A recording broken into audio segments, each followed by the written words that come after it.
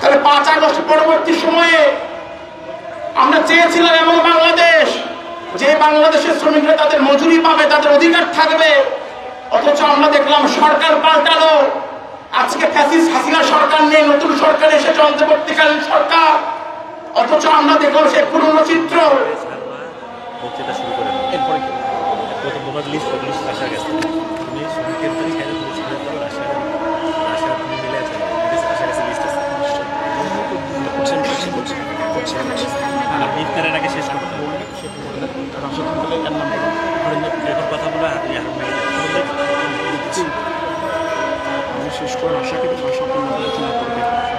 আজকে স্বাধীনতা দিবসে শ্রমিকদের যে ন্যায্য ন্যায়সঙ্গত দাবিতে আমাদের যে অবস্থান, সেই অবস্থান কর্মসূচি আমাদের চলছে।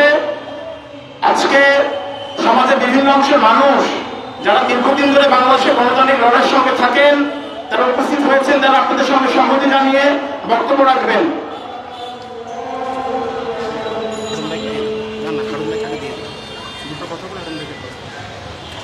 বন্ধুগণ, দীর্ঘদিন যাবৎ আপনারা যে লড়াই সংগ্রাম করছেন ন্যায্য আন্দোলনের দাবিতে, সেই সংগ্রামে আজকে গণতান্ত্রিক অধিকার কমিটি সংহতি জানিয়ে এখানে সমাবেশ করছে। আপনাদের সামনে এখন বক্তব্য রাখবে ডাক্তার হারুনুর রশিদ। বক্তব্য রাখছেন ডাক্তার হারুনুর রশিদ।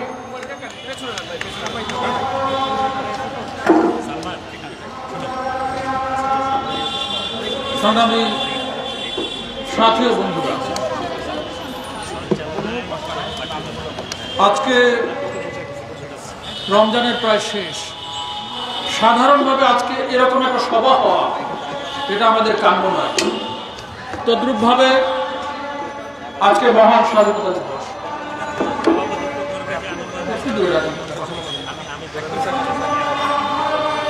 আজকে মহান স্বাধীনতা দিবস, অতএব স্বাধীনতা দিবসেও এরকম একটি সভা হওয়ার কথা না।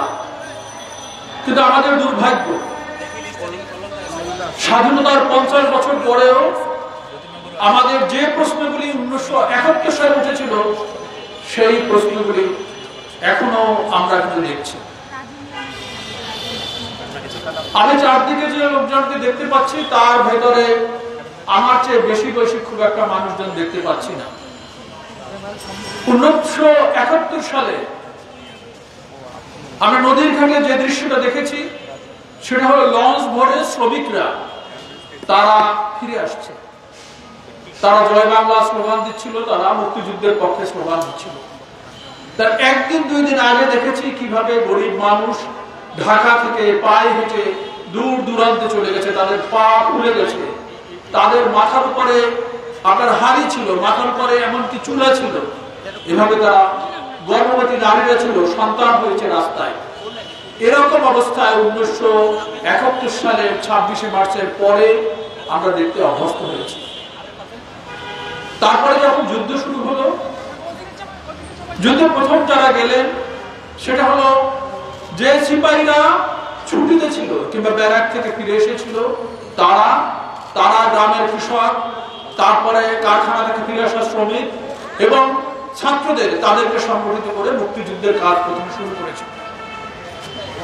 ফলে এই সমগ্র বিষয়টি যদি আপনি বিবেচনা করেন, তাহলে যেটা আমাদের মনে রাখা দরকার, বাংলাদেশের যে মুক্তিযুদ্ধ, এই মুক্তিযুদ্ধ শ্রমিকের মুক্তিযুদ্ধ, কৃষকের মুক্তিযুদ্ধ, ছাত্র জনতার মুক্তিযুদ্ধ। অথচ এই 54 বছরেও আমাদের এখানে শ্রমিকের প্রশ্ন, ছাত্রের প্রশ্ন, এই সমস্ত প্রশ্নের কোনো সমাধান হয় না। আমাদের পুলিশ ভাইরা ছবি তুলছেন, তাদের উদ্দেশ্যে একটা কথা বলতে চাই। আপনারা গতকাল দিলীপ রায়কে পিটিয়েছেন, আপনাদেরও একটা সেলুট দিতে চাই।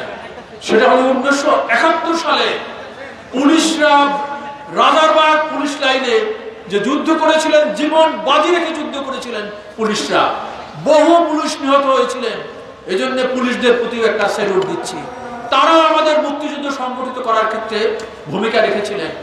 কিন্তু আমাদের দুর্ভাগ্য, এই পুলিশরা হাসিনার আমলে তাদের দল দাসে পরিণত হয়েছিল। তা না হলে আপনারা গতকাল দিলীপ দাসকে যেভাবে আপনারা পিটিয়েছেন, দিলীপ রায়কে, এটা পেটাবার কথা না, এটা পেটাবার কথা না। শেখ হাসিনা যদি শেখ হাসিনা শেখ মুজিবের ছেলে, শেখ মুজিবের মেয়ে। উনি যদি আমাদের জন্য অনেক কিছু করে থাকতেন, আমরা ওনার পক্ষে থাকতাম। শেখ মুজিবের মেয়েকে কেন চুরি করতে হয়, কেন লুণ্ঠন করতে হয়, এই প্রশ্নের কিন্তু কোনো মীমাংসা হয় না। তাদেরকে মানুষ মাথার উপরে রাখে, অথচ তারা লুণ্ঠন করেছিলেন। এই লুণ্ঠনের বিরুদ্ধে ছাত্র জনতা যখন আন্দোলন করেছে, আপনারা পুলিশরা ছাত্র দুবার বেধড়ক পিটিয়েছেন, এটা ঠিক করেননি। তাদেরকে হত্যা করেছিলেন, এটা ঠিক করেননি। তদ্রুপ ভাবে গত 54 বছরে আমরা যে দৃশ্য দেখেছি, সেটা হলো আমাদের এখানে যে সমস্ত মানুষরা যাদের হাতে একই রকম ছিল, তাদের মানি ব্যাগে যে কয় টাকা ছিল, বিশ্ববিদ্যালয়ের অন্যান্য ছাত্রদের পকেটে একই রকম ছিল। কিন্তু তাদের হাতে কি এমন জাদু কাছে আসলো, দ্রুতই তারা হয়ে গেল কোটি কোটি টাকার মালিক। প্রথমে শুরু করেছিল, আমরা যেটা বলেছিল, পারমিটের ব্যবসা করেছিলেন। তারপর ধীরে ধীরে আসলো গার্মেন্টসের ব্যবসা চলে আসলো। 1 দশক পরে গার্মেন্টসের মালিকদের কি এমন জাদু ছিল যে তারা লক্ষ কোটি টাকার মালিক হয়ে যায়। এই গার্মেন্টসের মালিক বিগত সময় আমরা দেখেছি তারা কিভাবে আপনার ফুলে ভেবে কোটি কোটি টাকার মালিক হয়েছে। কিভাবে মালিক হয়েছিল, সেই প্রশ্নের জবাব দিতে হবে। এই রাষ্ট্রকে এই প্রশ্নের জবাব দিতে হবে। পার্লামেন্টের সদস্য যারা হয়েছেন, তারা কারা হয়েছিলেন? আমাদের এখানে অনেক উপস্থিত আছেন, আমাদের এখানে বিশ্ববিদ্যালয়ের শিক্ষকরা উপস্থিত আছেন, আমাদের এখানে শ্রমিক নেতা নেত্রীরা উপস্থিত আছেন। তারা জনগণের জন্য যা করেছেন, সেই তুলনায় গার্মেন্টস মালিকদের কি এমন অবদান। একজন খেলোয়াড় সাকিব আল হাসান, উনি ভালো খেলতেন, সেটা আমরা সমর্থন করতাম, কিন্তু কিভাবে তিনি জনগণের নেতায় পরিণত হয়েছিলেন, এটাই সরকার করেছিলেন, এই লুটের সাথে করেছিলেন। অতএব আমরা যে কথা বলতে চাই, সেটা হলো তাদের এই যে লুটের ভাগ, আমাদের দেশকে যে লক্ষ কোটি টাকা লুট করে তারা নিয়ে গেছে, অথচ এই শ্রমিক এই যে মানুষ সামনে বসে আছে, তাদের চেহারার দিকে দেখুন। এই আমার বাংলাদেশ, এই বাংলাদেশের চেহারা আর তাদের চেহারা কিন্তু একরকম নয়, এই কথাটা স্পষ্ট। কেন এদেরকে এখানে বসে থাকতে হয়? গতকাল মুস্তফা বিশু বলেছিলেন, খুব কারেক্টলি যে কথা বলেছিলেন, এই কারখানার শ্রমিকদের বাড়ি কোথায়, ঘর কোথায়, সেই ঘরে যেতে হবে। সরকার কি করছেন? তাদের কারখানার জিনিসপত্র বিক্রি করে দেন, সেখান থেকে টাকা দিন, তাদের বাড়ি ঘর সেইটা নিলাম করে দেন, শ্রমিকদের থাকার ব্যবস্থা করুন তাদের বাড়িতে। এভাবে কেন শ্রমিকরা থাকবে? আর সরকারের যে সমস্ত লোকজনরা আছে, তাদের কাছে আমরা জবাব আঙুল তুলে বলছি, আপনারা গতকাল এই যে দরজাগুলি বন্ধ করে দিয়ে গেছেন, আমাদের এই মেয়েরা, এদেরকে মানুষ মনে করেন না আপনারা? গত রাতে তারা টয়লেটে কোথায় গিয়েছিলেন, সেই প্রশ্নের জবাব শ্রম উপদেষ্টা এবং সরকারকে দিতে হবে। এরা যদি মানুষ হয়ে থাকে, এরা যদি আমাদের মা হয়ে থাকে, বোন হয়ে থাকে, তাহলে তারা আপনার এখান থেকে একটি জিনিসও তারা চুরি করে নাই, একটা জিনিসও লুট করে নাই, কিন্তু আপনারা এখানে তালা মেরে দিয়েছেন। আমাদের খুব পরিষ্কার কথা, যদি অবিলম্বে এই শ্রমিকদের টাকা না দেন, তাদের বেতন বোনাস না দেন, তাহলে প্রয়োজনে আমরা আরেকটা তালা আপনাদের এখানে দিয়ে দেব, যাতে আপনারা আর এখানে ঢুকতে না পারেন।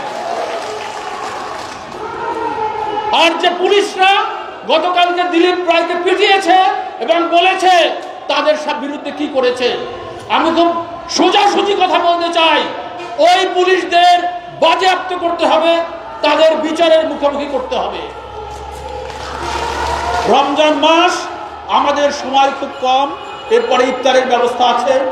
আমি যে কথা বলে শেষ করতে চাই, সরকারের কাছে বলতে চাই, আপনারা মহান মুক্তিযুদ্ধকেও হেলাফেলা করছেন, বহু জিনিস হেলাফেলা করছেন। শ্রমিকের জীবন নিয়ে হেলাফেলা করবেন না।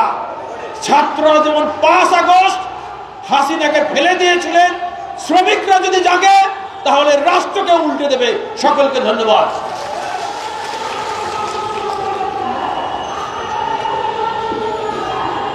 বন্ধুগণ, আমাদের চাল, ডাল, মাছ, মাংস, মজুরি, স্বাধীনতা যে সমাবেশ তা চলছে। আমরা এই সমাবেশের পরে আমাদের শ্রমিক ভাই বোনদের সাথে এখানে ইফতার করবো, তো সকল বক্তাদেরকে অনুরোধ করা হচ্ছে সংক্ষিপ্ত বক্তব্য প্রদানের জন্য। আমাদের সমাবেশ চলছে, এই মুহূর্তে আমাদের সামনে বক্তব্য রাখবেন রাজু আহমেদ, গার্মেন্টস টেক্সটাইল শ্রমিক ফেডারেশনের সাধারণ সম্পাদক রাজু আহমেদ। বক্তব্য রাখবেন রাজু আহমেদ।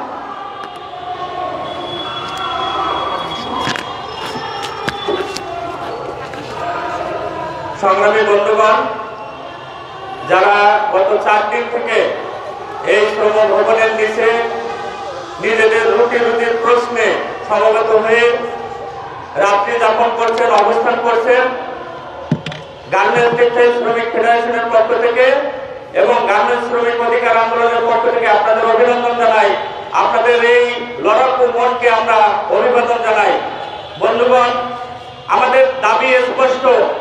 আমরা মনে করি আজকে আমাদের হাসিনা সরকার নেই, ফ্যাসিস্ট হাসিনা সরকার যেভাবে আমাদের এই দেশটাকে পরিচালনা করেছে, আমাদের বর্তমান যারা ক্ষমতায় আছেন তারাও একইভাবে আমাদের এই ক্ষমতার অপব্যবহার করেছে।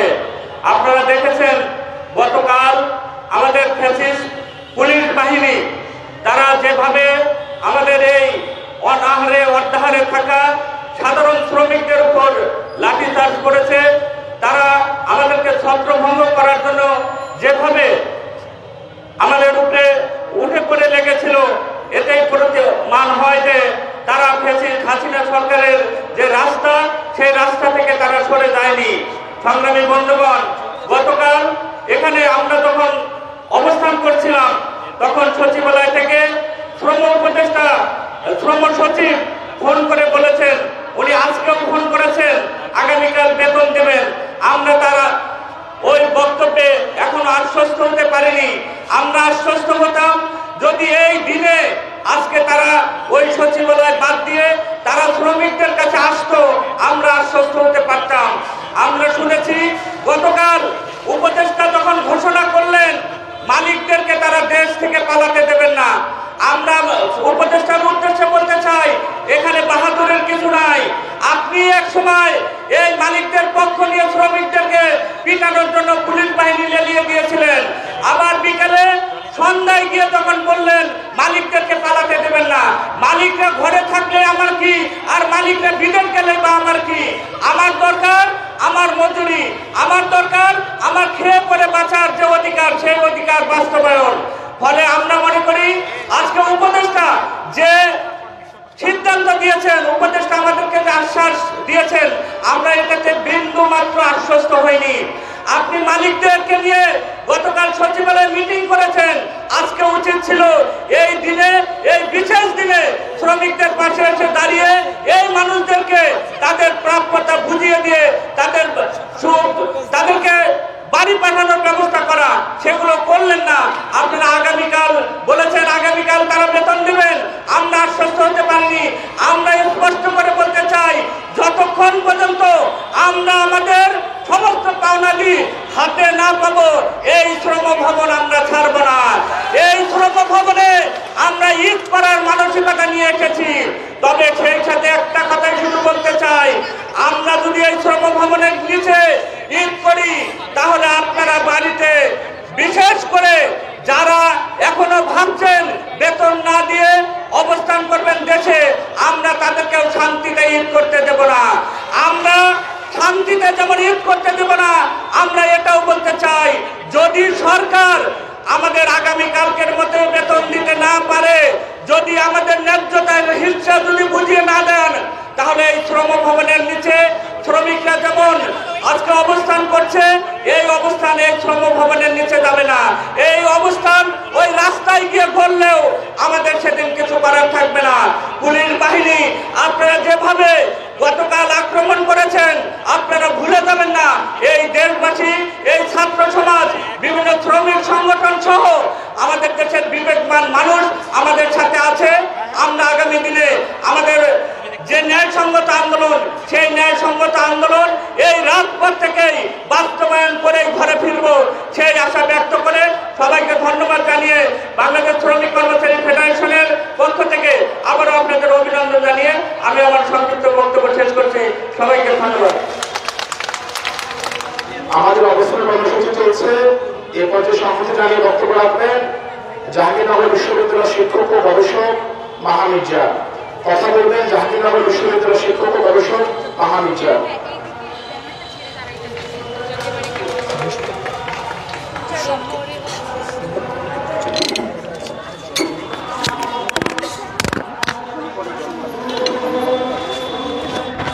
ধন্যবাদ।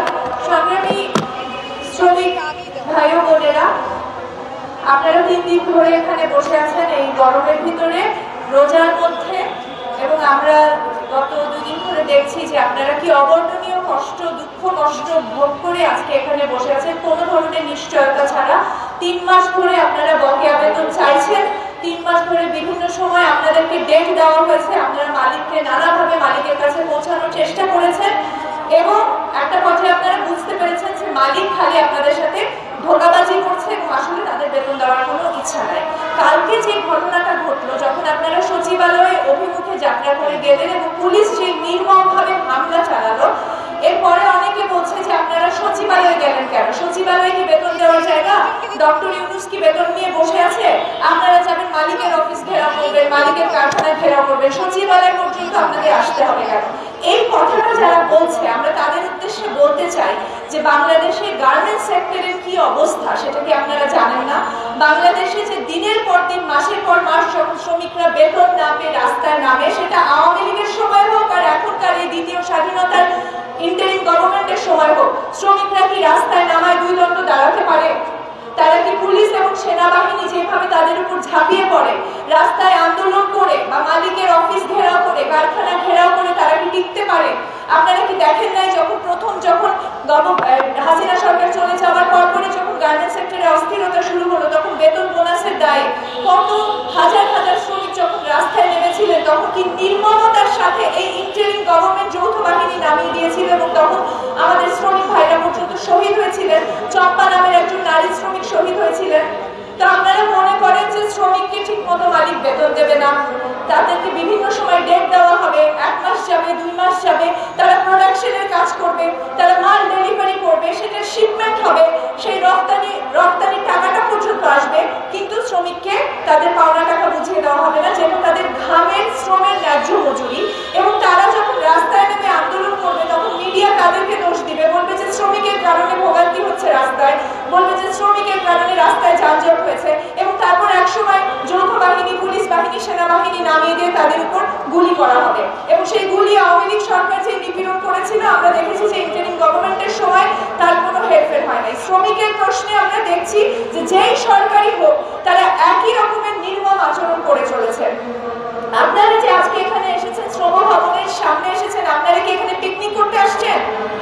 আপনাদের কি কোনো ঠেকা পড়ছে? আপনাদের বাড়ি ঘর ছেড়ে এখানে অনেকে আছে যারা তাদের ছোট সন্তান, কালকে আমরা কথা বলেছি যে 2 বছরের, 3 বছরের, 5 বছরের সন্তানকে রেখে এখানে পড়ে আছেন। আপনাদের কি ঠেকা লাগছে এখানে আসার? কি ঠেকা লাগছে শ্রম ভবনের সামনে দিনের পর দিন এখানে এসে বসে থাকার, যেখানে একটা বাথরুমের পর্যন্ত ব্যবস্থা নাই?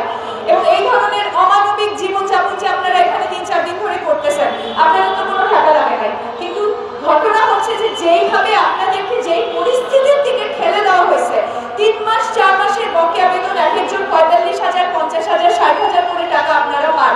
আপনারা নিজেরাই বলতেছেন যে আপনারা বাড়ি যেতে পারতেছেন না, কারণ আপনারা বাড়ি ভাড়া দিতে পারতেছেন না। ওইখানে গেলে বাড়িওয়ালা আপনাদেরকে গালাগালি করতেছে, বাড়ি ছেড়ে দেওয়ার নোটিশ দিচ্ছে। আপনারা মুদির দোকান থেকে চাল ডাল কিনতেছেন বাকিতে, এবং সেখানে পর্যন্ত গেলে আপনাদের সাথে খারাপ ব্যবহার করা হচ্ছে। আপনারা যে গাজীপুরে আপনাদের নিজের বাড়িতে ফেরত যাবেন, সেই ফেরত যাবার অবস্থা কি আছে? বাড়িওয়ালা তো সেই আপনাদের আসবাবপত্র বের করে দিয়ে আপনাদেরকে তো গালাগালি দিয়ে বেরিয়ে করে দেওয়া হবে। তো আপনাদের সামনে এমন একটা পরিস্থিতি তৈরি করা হয়েছে যে আপনি শ্রম ভবনের সামনে বসতে পারতেছেন, এখানে আপনাকে বাথরুম চেপে বসে থাকতে হচ্ছে। কারণ শ্রম ভবনের যে ডিরেক্টর, কালকে যার সাথে আমাদের কথা হলো, তিনি অত্যন্ত অমানবিকভাবে বললেন যে এটা ওনাদেরকে বলেন যে এটা কোনো উপায় না, এটা কোনো সমাধান হতে পারে না, ওনারা এখানে বসে আছে, আপনারা আইনের ব্যবস্থা নেন, এটা আদালতে যান, আদালত সমাধান করবে। বাংলাদেশের আদালতের উপর আবার জিজ্ঞেস করি, আপনারা এখানে শ্রমিক ভাই বোনেরা আছেন, এই লেবার কোর্ট বা শ্রম আদালতের উপর আপনাদের কি কোনো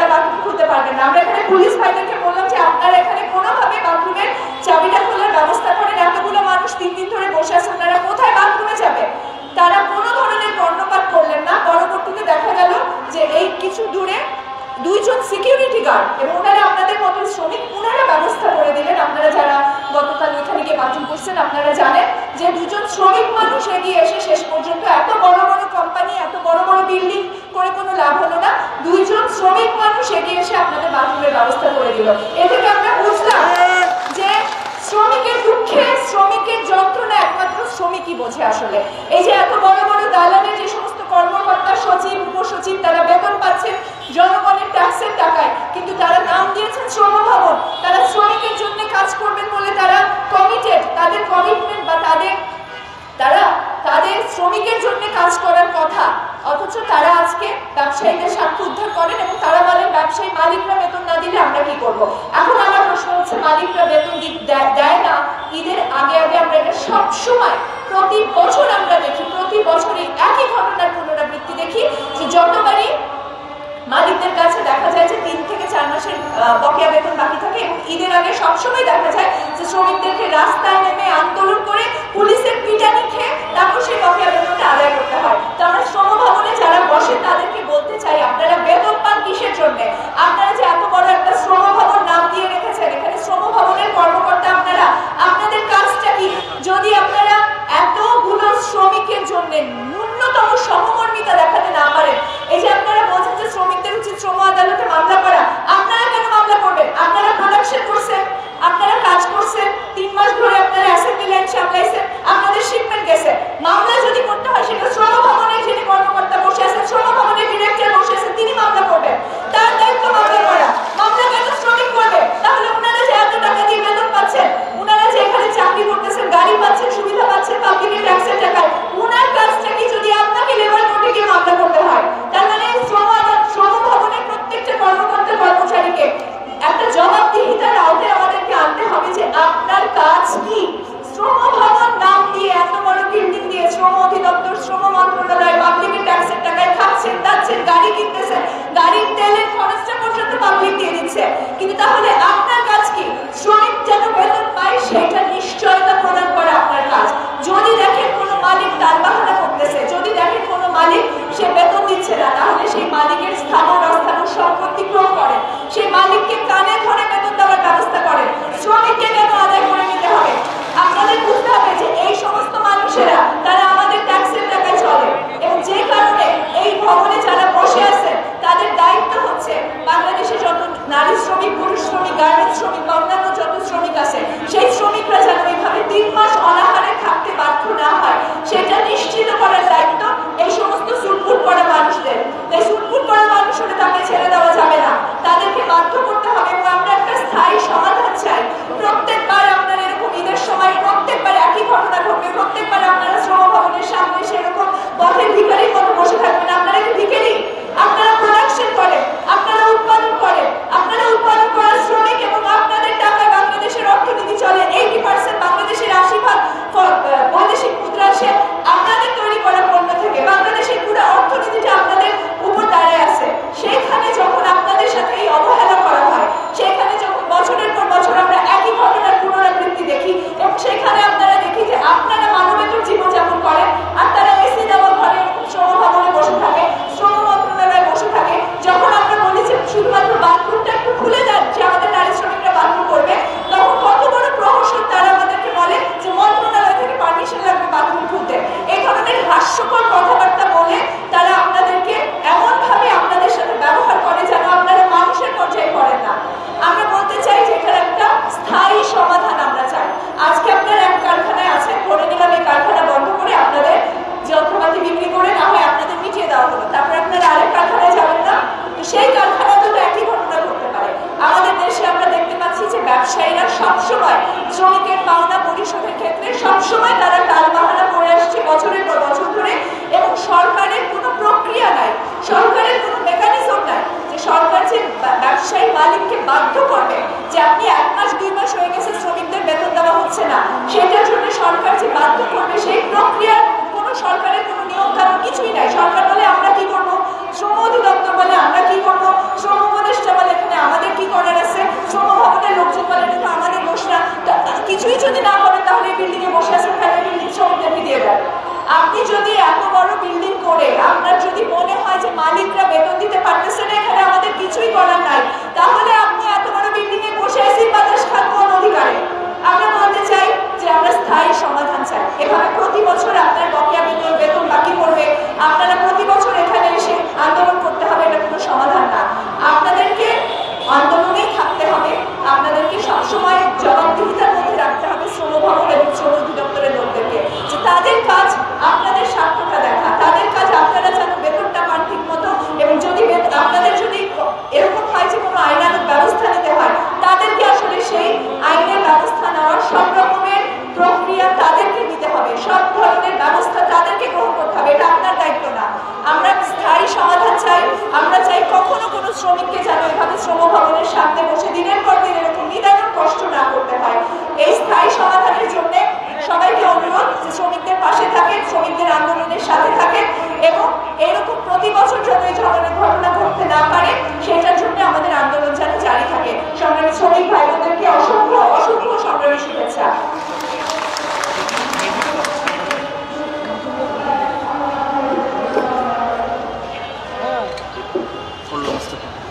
মাছ, মাংস, চাল, মজুরির স্বাধীনতা চাই শীর্ষক সমাবেশ আমাদের চলছে। আমাদের এই সমাবেশের সভাপতিত্ব করবে গণতান্ত্রিক অধিকার কমিটির সদস্য অধ্যাপক আনু মোহাম্মদ। বন্ধুগণ, আমরা আমাদের এই সমাবেশের পরে শ্রমিক ভাই বোনদের সাথে ইফতার করব, তাই আরো একবার স্মরণ করে দিচ্ছি আমাদের বক্তাদেরকে সংক্ষিপ্ত বক্তব্য প্রদানের জন্য।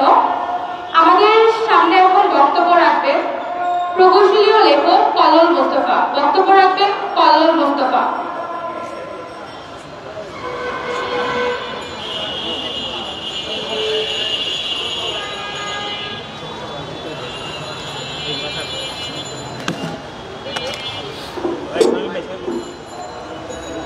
উপস্থিত সবাইকে সংগ্রামী শুভেচ্ছা জানাই। আজকে এই শ্রম ভবনের সামনে আমরা যখন বকেয়া বেতন ভাতার দাবিতে যখন 4 দিন ধরে আমাদের শ্রমিক ভাই বোনেরা আন্দোলন করছে, তখন সারা দেশের মানুষ এক ধরনের উৎসব আমেজের মধ্যে চলে গেছে। একদিকে চলছে শপিং মলে কেনাকাটা, মানুষের বাড়ি যাওয়ার তৎপরতা, আর অন্যদিকে বাংলাদেশের শ্রমিক অঞ্চলগুলোতে রয়েছে, বিশেষ করে গার্মেন্টস শ্রমিকদের মধ্যে দেখা যাচ্ছে এক বেতন এবং বোনাস পাবে কিনা সেটা নিয়ে অনিশ্চয়তা। মানে এরকম একটা পরিস্থিতি যে বোনাস তো পরের কথা, 3 মাস 4 মাস এমনকি 14 মাস ধরে বেতন পায় না, এরকম ঘটনাও আছে। স্টাইল ক্রপস গার্মেন্টসের কথা জানেন যে স্টাইল ক্রপসের শ্রমিকরা 14 মাস ধরে বেতন পায় না। তারা আন্দোলন করতে গিয়ে এখানে একজন অকাল মৃত্যুবরণ পর্যন্ত করেছেন। টিএনজেড অ্যাপারেল শুধু না, রোয়ার গার্মেন্টস, এরকম ঢাকাতে এবং চট্টগ্রামে শ্রমিক অঞ্চলগুলোতে প্রায় প্রতিদিনই আমরা দেখছি এরকম বকেয়া বেতন এবং ঈদ বোনাসের দাবিতে শ্রমিকদেরকে আন্দোলন করতে হচ্ছে। এখন এই যে পরিস্থিতি কিন্তু নতুন না, আমরা এর আগেও দেখেছি। গত দীর্ঘ যে স্বৈর শাসন বাংলাদেশ পার হয়ে এসেছে, গণঅভ্যুত্থানের মধ্যে দিয়ে যে স্বৈর শাসনের অবসান ঘটেছে, সেই স্বৈর শাসনের সময় আমরা দেখেছি যে বকেয়া বেতনের দাবিতে ঈদ আসা বোঝা যায়, শ্রমিকদের ঈদ আসা আমরা বুঝতাম হচ্ছে রাস্তায় বেতন বোনাসের দাবিতে শ্রমিকদের আন্দোলনের মধ্যে দিয়ে। আমাদের প্রত্যাশা ছিল যে স্বৈর শাসনের অবসানের পরে সেই বাস্তবতাটা অন্তত পাল্টাবে। সেখানে হচ্ছে আমরা অনেক ধরনের কথা শুনি, অনেক ধরনের সংস্কারের কথা শুনছি, দায় ও দরদের কথা শুনছি। আমরা সেজন্য আমাদের শ্রমিকরা আমরা সকলেই আশা করেছিলাম যে অন্তত শ্রমিকের যে ন্যায্য পাওনা, শ্রমিকের যে মজুরি, সারা বছর কাজ করবে শ্রমিক, কিন্তু বোনাস দেওয়ার সময় শ্রমিককে রাস্তায় আসতে হবে। এটা যেন একটা স্বাভাবিক ঘটনা হয়ে গেছিল। এরকম স্বাভাবিকতার অবসান ঘটবে এই প্রত্যাশা আমাদের ছিল। কিন্তু আমরা দেখলাম যে বিগত সরকারের মতোই, আগের সেই বন্দোবস্তের মতোই আবারও শ্রমিকদেরকে রাস্তায় নামতে হচ্ছে। রাস্তায় নেমে অনেকেই বলেন যে শ্রমিকরা কেন রাস্তায় নামে, শ্রমিকরা কেন আন্দোলন করতে আসে, শ্রমিকরা তো নিয়মতান্ত্রিক আন্দোলন করতে পারে।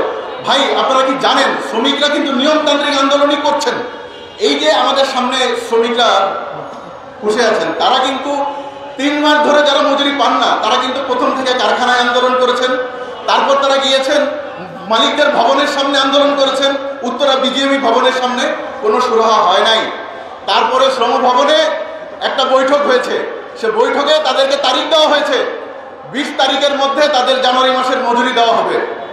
সেই বৈঠক, সেই তারিখ দিয়ে শ্রমিকদেরকে কাজ করিয়ে নেওয়া হয়েছে। 19 তারিখ পর্যন্ত শ্রমিকরা কাজ করেছে। সেই কাজের মালামাল রপ্তানি করা হয়েছে, সেই রপ্তানির টাকা কোথায় গেল? তারপর হচ্ছে সেই যখন টাকা দেওয়ার সময় আসলো তখন কাউকেই পাওয়া যায় না, মালিকরা নাই, শ্রমভবনের লোকরা নাই, কর্মকর্তারা নাই, কেউ নাই। শ্রমিকরা কোথায় যাবে? শ্রমিকরা বাধ্য হয়ে এখানে এসেছেন। এখানে এসেও কারো সাড়া পাচ্ছেন না। শ্রমিকরা রাস্তায় যাবেন না তো কি করবেন? শ্রমিকদের সামনে এরকম শ্রমিকদেরকে কোনো ধরনের নিয়মতান্ত্রিক উপায়ে সমস্যার সমাধানের কোনো রাস্তা খোলা না রেখে শ্রমিকদেরকে বাধ্য করা হয় রাস্তায় নামতে। তারপর আবার অপবাদ দেওয়া হয়, পুলিশ দিয়ে নির্মম নিপীড়ন করা হয়, যার দৃষ্টান্ত আমরা দেখেছি গতকালকে। তা আমরা আরেকটা জিনিস বলতে চাই যে আপনি দেখেন যে গতকালকে আন্দোলনের পরে, গতকালকে যখন আন্দোলন হলো এবং হচ্ছে যে শ্রমিকের অত্যাচার নির্যাতনের পরে, তারপরে এসে শ্রম উপদেষ্টা বলছেন যে 12 জন মালিককে বিদেশে যাওয়ার নিষেধাজ্ঞা দেওয়া হয়েছে। এটা এমনভাবে বলছেন যে এটা করে তারা সব উদ্ধার করে ফেলেছেন। আপনারা এটার চালিয়াতিটা খেয়াল করেন যে ধরেন এই যে টিএনজেড এর মালিক, আমরা শুনছি টিএনজেড এর মালিক দেশেই নাই, টিএনজেড এর মালিক জার্মানিতে, টিএনজেড এর মালিক অলরেডি দেশ ছেড়ে চলে গেছে। তাহলে যে মালিকরা অলরেডি দেশ ছেড়ে চলে গেছে তাদের দেশ ছেড়ে যাওয়ার নিষেধাজ্ঞা দিয়ে কি অর্জন করবেন আপনারা? এটা হচ্ছে পরিষ্কার প্রতারণা। এটা হচ্ছে এক ধরনের দেখানো যে হ্যাঁ আমরা তো অনেক কঠোর ব্যবস্থা নিচ্ছি। আপনারা যদি কঠোর ব্যবস্থা নিতেন তাহলে আমরা দেখতাম যে হচ্ছে এই মালিকদের তো এই মালিক বিদেশে থাকতে পারে কিন্তু মালিকের সম্পদ কিন্তু দেশে আছে, তাদের কারখানা আছে, যন্ত্রপাতি আছে, তাদের গাড়ি বাড়ি সবকিছু কিন্তু এখানে আছে। শুধু তাই না, মালিকের যে স্থানীয় ব্যবস্থাপক তারাও আছে দেশে। আপনারা যদি আন্তরিক হতেন তাহলে 25 তারিখ না, অনেক আগেই কিন্তু তাদেরকে গ্রেপ্তার করে জেলে ঢোকানো হতো। আমরা কিন্তু দেখছি স্বরাষ্ট্র উপদেষ্টা হুমকি দিচ্ছেন যারা আন্দোলনে উস্কানি দিচ্ছে তাদেরকে নাকি গ্রেপ্তার করা হবে। আন্দোলনে উস্কানি দিচ্ছে তো মালিকরা মজুরি না দিয়ে আন্দোলনে উস্কানি দিচ্ছে। তাহলে আপনারা মালিকদেরকে গ্রেপ্তার করুন। মালিকদেরকে গ্রেপ্তার না করে, মালিকদেরকে বিচার না করে, তাদেরকে দায় মুক্তি দিয়ে আপনারা এখানে হচ্ছে লোক দেখানো তামাশা করছেন। তা আমরা মনে করি যে এই যে পরিস্থিতি চলছে, এই পরিস্থিতি চলতে পারে না। এই একটা হচ্ছে যে মালিকদের বিরুদ্ধে কঠোর ব্যবস্থা নিতে হবে, আরেকটা হচ্ছে দেখেন $32 বিলিয়ন, প্রায় 4,30,000 কোটি টাকার একটা রপ্তানির বাজার এই গার্মেন্টস শিল্প। এই শিল্পের মালিকদের একটা অদ্ভুত একটা জিনিস দেখেন যে এই শিল্প থেকে 4,32,000 কোটি টাকা অর্জন হয়, সেই শিল্প মালিকদের 1,000 কোটি টাকার কি কোনো ফান্ড নাই যাতে জরুরি অবস্থা হলে মালিকরা চাঁদা দিয়ে একটা ফান্ড তৈরি করবে? সেই জরুরি অবস্থা হলে কোনো মালিকের যদি আসলেই কোনো সমস্যা হয় তাহলে সেই ফান্ড থেকে মালিকরা বিনা সুদে যেন ঋণ নিয়ে হলেও শ্রমিকদেরকে বেতন ভাতা দিতে পারে। 54 বছর হয়ে গেছে একটা দেশ, গার্মেন্টস শিল্প অনেক ম্যাচিউরড হয়েছে, হাজার কোটি টাকা আয় করছে মালিকরা, তাহলে সামান্য টাকা চাঁদা দিয়ে একটা রিভলভিং ফান্ড কেন তারা করতে পারেন না, যেই ফান্ড ব্যবহার করে জরুরি পরিস্থিতি সামাল দেওয়া যাবে?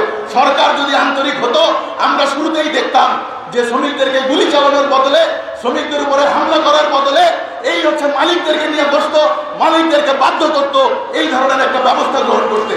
কিন্তু আমরা সেরকম কোনো তৎপরতা দেখছি না। তা আমরা সরকারকে আহ্বান জানাবো যে আপনারা যেটা বলেছেন যে আগামীকালকে 27 তারিখের মধ্যে সমস্ত বকেয়া মজুরি পাওনা পরিশোধ করা হবে, সেই কথা যেন থাকে এবং সেই পাওনা যদি পরিশোধ করা না হয় তাহলে আপনারা দায়ী থাকবেন এবং এর জন্যে আমাদের যে যা করা লাগে আমরা কিন্তু তা করে আদায় করে ছাড়বো। এই শ্রমিকদের মজুরি ছাড়া কেউ কিন্তু ঈদ করতে পারবেন না, আপনারা কিন্তু শান্তিতে কেউ ঈদ করতে পারবেন না। দ্বিতীয়ত হচ্ছে যে অবিলম্বে এই সমস্যার স্থায়ী সমাধানের জন্য এই যে গার্মেন্টস শিল্পে 2 দিন পরে মজুরি নিয়ে বেতন ভাতা নিয়ে যে অস্থিরতা, সেই অস্থিরতা সামাল দেওয়ার জন্য একটা জরুরি ভিত্তিতে একটা আপৎকালীন তহবিল আপনারা গঠন করুন। মালিক মন্ত্রীদেরকে বাধ্য করুন, যাতে হচ্ছে এই ধরনের পরিস্থিতি হলে দ্রুত সেটা সমাধান করা যায়। উপস্থিত সবাইকে আবারও সংগ্রামী শুভেচ্ছা জানিয়ে আমার কথা শেষ করছি। সবাইকে ধন্যবাদ। আমাদের আজকে সমাবেশ চলছে। সমাবেশের মাধ্যমে সমাবেশ আগে বক্তব্য রাখবেন গার্মেন্টস শ্রমিক অধিকার আন্দোলনের সমন্বয় সংগঠন Bangladesh express garments and textile শ্রমিক ফেডারেশনের সভাপতি মোহাম্মদ ইয়াসিন। কথা বলবেন Bangladesh OSK garments and textile শ্রমিক ফেডারেশনের সভাপতি মোহাম্মদ ইয়াসিন।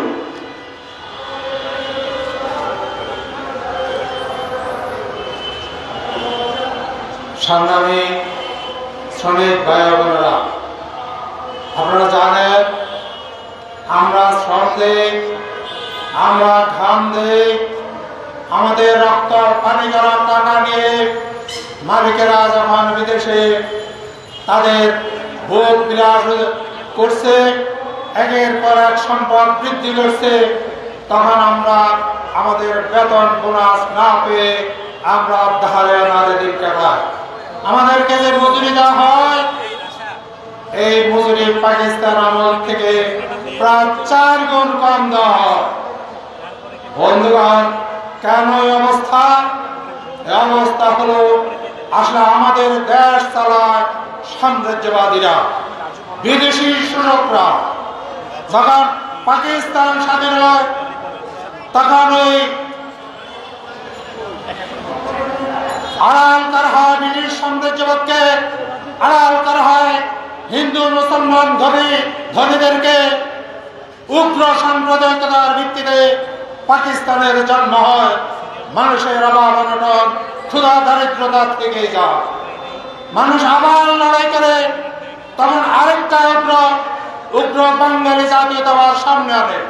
আড়াল করা হয় সাম্রাজ্যবাদকে, আড়াল করা হয় ব্রিটিশ সাম্রাজ্যবাদ যে দালাল সৃষ্টি করেছে, সেই দালালদেরকে।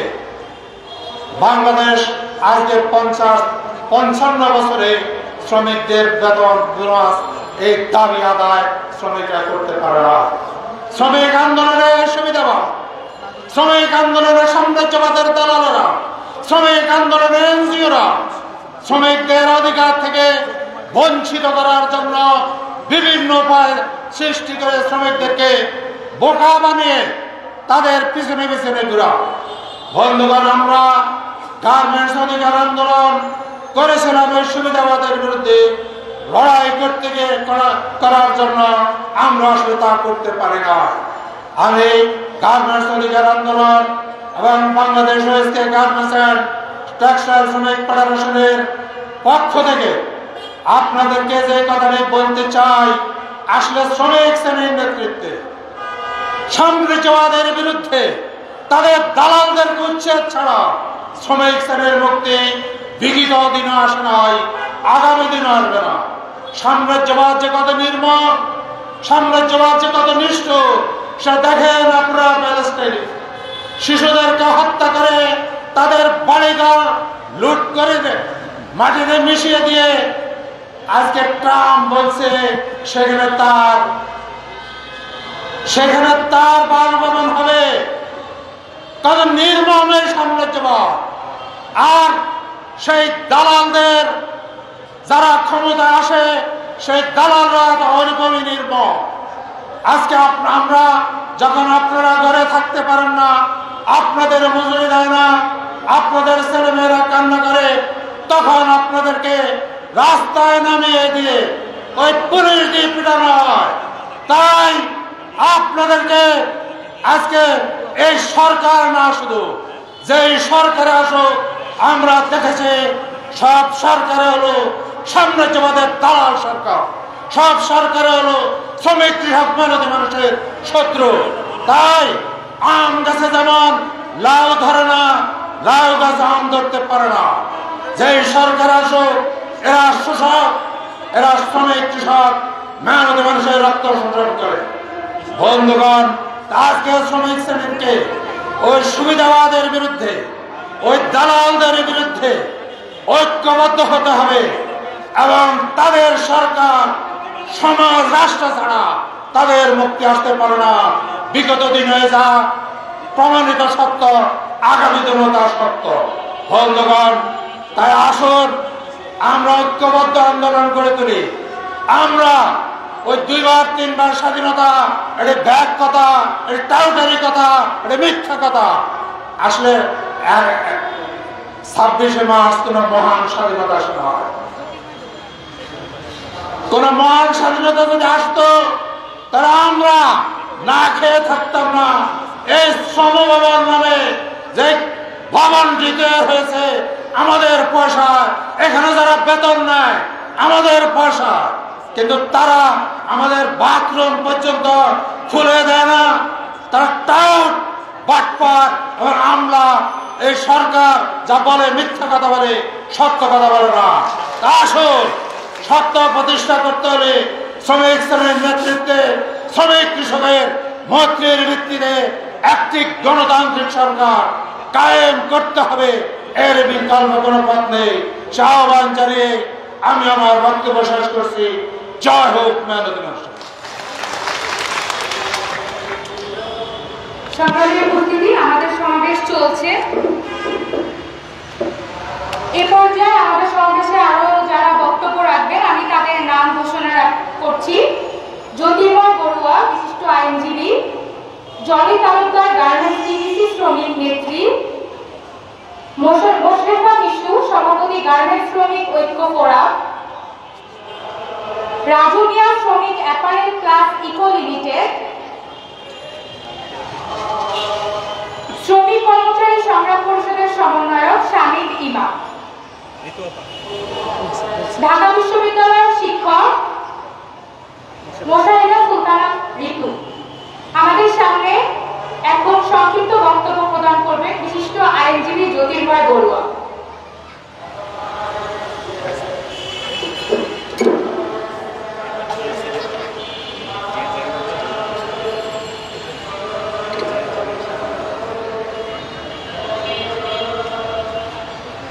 সংগ্রামী বন্ধুরা, আপনারা যারা আজকে এই মাছ, মাংস, চালের স্বাধীনতার দাবিতে আজকে প্রতিবাদ সমাবেশে সমবেত হয়েছেন, তাদের সবাইকে শুভেচ্ছা জানাই। আমরা দেখছি বিগত কয়েকদিন ধরেই দুটো গার্মেন্টসের মধ্যে এখানে পোশাক শ্রমিকরা আছেন। তারা ঈদের তাদের মজুরি এবং বোনাসের জন্য আন্দোলন করছে। এটি বোধহয় বিগত সরকারের পুরো সময়ের মধ্যে আমরা দেখেছি যে শ্রমিকরা ঈদের আগে হলেই তাদের কোনো না কোনো কারণে বেতনটা বকেয়া থেকে যায়, তাদের বোনাসটা বাকি রয়ে যায়, এবং সেটার পেছনে কিন্তু নানান ধরনের মালিক পক্ষের বিভিন্ন যুক্তি কিন্তু আমরা শুনতে থাকি। এবং ইন্ডাস্ট্রিয়াল পুলিশ নামে একটি আলাদা করে পুলিশই গঠন করা হয়েছে, যাদের মূল কাজই ছিল হচ্ছে শ্রমিকদের নানান ধরনের দাবি দেওয়া কিংবা আন্দোলন যাতে দাঁড়া বাড়তে না পারে, তারা যাতে কোনোভাবে রাস্তায় দাঁড়াতে না পারে সেই বিষয়গুলোকে দেখভাল করে। ইন্ডাস্ট্রিয়াল পুলিশের যে গঠন সংক্রান্ত যে সমস্ত বক্তব্য ওয়েবসাইটের ভিতরে দেওয়া আছে, সেগুলো যদি আপনি দেখেন যে তাদের মূল লক্ষ্য উদ্দেশ্য হচ্ছে মালিকের উদ্দেশ্য প্রোটেক্ট করা। অর্থাৎ যে শ্রমিকরা যে মালিককে টিকিয়ে রাখছেন, যে গার্মেন্টসটাকে টিকিয়ে রাখছেন, আমাদের অর্থনীতিতে ভূমিকা রেখে চলেছেন, তাদের দাবি দেওয়া, তাদের বিভিন্ন চাওয়া পাওয়ার মধ্যে কোনো ধরনের ব্যালেন্স করার মতো কোনো অ্যাক্ট কিন্তু বিগত সরকারের আমলে ছিল। আমরা জুলাইয়ের গণঅভ্যুত্থানের পরে ভেবেছিলাম বোধহয় বাংলাদেশের একটা মৌলিক পরিবর্তন হতে যাচ্ছে। আমরা নিজেরা খুবই আশাবাদী ছিলাম এবং এখনো আশাবাদী হতে চাই। শ্রমিকদের যে জুলাই অভ্যুত্থানে আত্মত্যাগ, তাদের যে অবদান, সেইটাকে আমরা কোনোভাবেই খাটো করে দেখতে পারি না। শ্রমিক মারা গেছে 100-এরও বেশি। আসলে অঞ্চল কিংবা আজকে যদি আমরা যাত্রাবাড়ির এলাকাতে দেখি, সেখানে আমাদের পোশাক শ্রমিক মারা যাননি, কিন্তু অন্য শ্রমিকরা কিন্তু মারা গেছে। সেখানে শিক্ষার্থী বেতনটা কিন্তু বলতে গেলে নেই। অধিকাংশ জায়গাতেই সাধারণ শ্রমজীবী মানুষ কিন্তু ফেসিবাদের বিরুদ্ধে লড়াইয়ে রাস্তায় নেমে বুকের রক্ত ঢেলে কিন্তু আজকে এই নতুন বাংলাদেশের সূচনা করেছে। আমি শুধু একটা বিষয়ে দেশের নাগরিক হিসেবেই বুঝতে পারি না, সেটা হলো যে মালিক তার ব্যবসা পরিচালনা করার জন্য তার অ্যাসেট ম্যানেজমেন্টের একটা ব্যাপার থাকে, অর্থাৎ তার কলকবজাগুলো ঠিক আছে কিনা সেটার মেনটেন্যান্সের জন্য আলাদা করে লোকজন থাকে, সেগুলোর আলাদা করে অর্থনৈতিক বরাদ্দ থাকে বাজেটে। শ্রমিকরা অ্যাসেট হয়ে ওঠেন না কেন? যে কোনো শিল্পে তার এই শিল্পটাকে টিকিয়ে রাখার জন্য যে মানুষগুলো থাকে সেই মানুষগুলো তো আসলে তার অ্যাসেট হয়ে ওঠার কথা।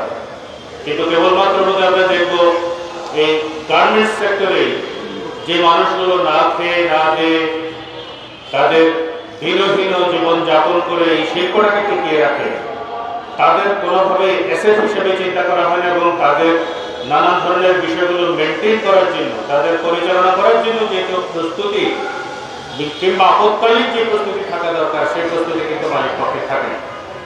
আমার পূর্ববর্তী বক্তা কল্লোল মোস্তফা খুব চমৎকার একটা কথা বলে গেছে যে আপৎকালীন একটা ফান্ড তো করা যেতে পারে। আমরা শ্রম ভবনের সামনে দাঁড়িয়ে আজকে এই আলোচনা করছি।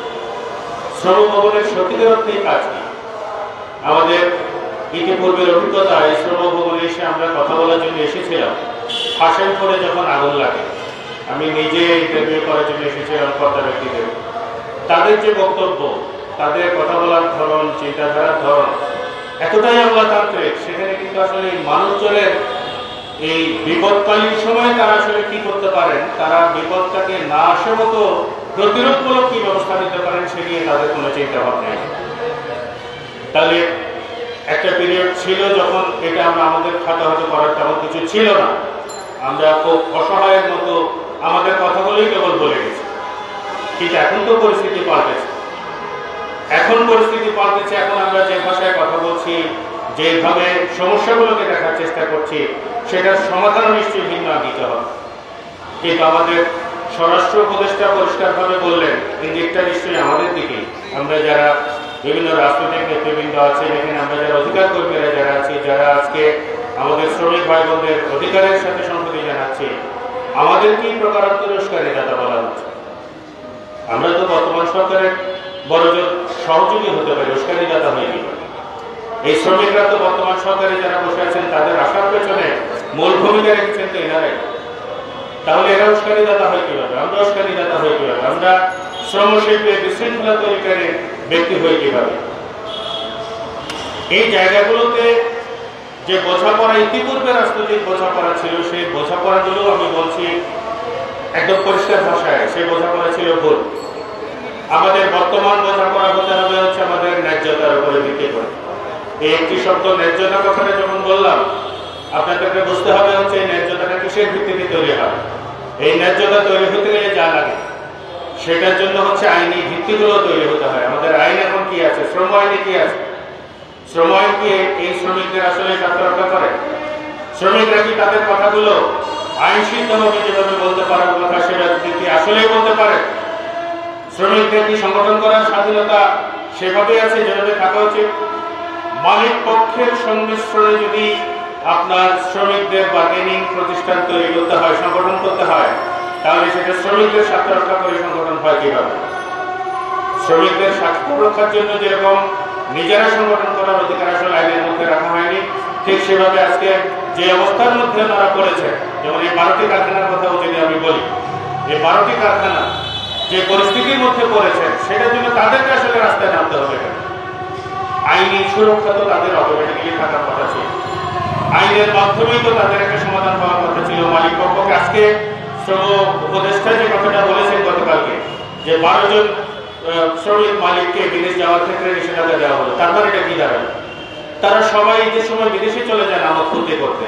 এটাও কিন্তু একটা দিক যেখানে আমার শ্রমিক বন্ধুরা না খেয়ে মরছেন তাদের বেতন এবং বোনাসের দাবিতে, সেখানে মালিকরা কিন্তু আমোদ করার জন্য বিদেশেই ঘুরতে যাচ্ছে। বরং আমাদের এখনকার সরকারেরও হচ্ছে সে আমোদের জায়গায় আটকানোটাই হচ্ছে চিন্তা আটকে আছে। তাকে কিভাবে নিয়মের মধ্যে আনা যায়, তাকে কিভাবে আসলে আইন মেনে এই শ্রমিকদের স্বার্থ রক্ষা করার জায়গায় নিয়ে আসা যায়, সে আলাপ কিন্তু আমরা এখনো ঢুকি। গতকালকে প্রতিবাদ সমাবেশ শুরুর আগেই যেভাবে পুলিশ অ্যাকশন শুরু করেছে, কোনো কোনো জায়গায় আমি দেখেছি আমার অনুযোগ একজন পুলিশ কর্মকর্তাও বেশ সমালোচনা করেছেন যে একটা কাট পিস ছাড়া হয়েছে, যেখানে দেখা যাচ্ছে কি দিলীপকে পুলিশ মারছে, অথচ দিলীপরাই আগে পুলিশের উপরে হামলা চালিয়েছে। এই জায়গাটা একটু কথা পরিষ্কার করতে চাই। আমি যদি আমার আইন শৃঙ্খলা রক্ষাকারী বাহিনীর বন্ধুদের কথাটাও খুব সিরিয়াসলি নেই, সেক্ষেত্রেও হচ্ছে এখানে আইন ভঙ্গ করার ব্যাপার পুলিশের মাধ্যমেই ঘটেছে। আপনি যখন একজন ব্যক্তিকে নিয়ন্ত্রণের মধ্যে নিয়ে নিলেন, নিয়ন্ত্রণের মধ্যে নেওয়ার পরে আপনি তাকে আর কখনোই ঘুষি মারা কিংবা তাকে কাঠ দিয়ে হাতুড়ির সদৃশ্য কাঠের স্ট্রাকচার দিয়ে তাকে আবার মারা, এইটার কোনো রকমের কোনো তৈরি আপনার নেই। 2013 সালে কিন্তু সুস্পষ্ট আইন আছে। আপনি গালিগালাজ করেছেন, তাকে গালিগালাজ করাটাও সুনির্দিষ্ট একটা মানুষের নির্যাতন। এই নির্যাতনটাও 2013 আইনে কিন্তু সংজ্ঞায়িত। যেসব শ্রমিক বন্ধুদেরকে চাইলেই আপনারা কথায় কথায় লাঠিপেটা করেন, এগুলো সবটাই কিন্তু আইনে বলা আছে যে করা যাবে না।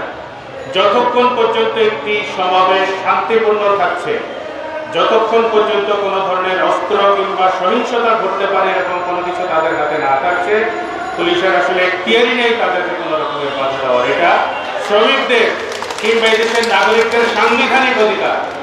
তারা সভা সমাবেশ করবেন, তারা তাদের বক্তব্য উপস্থাপন করতে পারবেন, এটি আবার সংবিধান, বিদ্যমান সংবিধানের নিশ্চয়তা।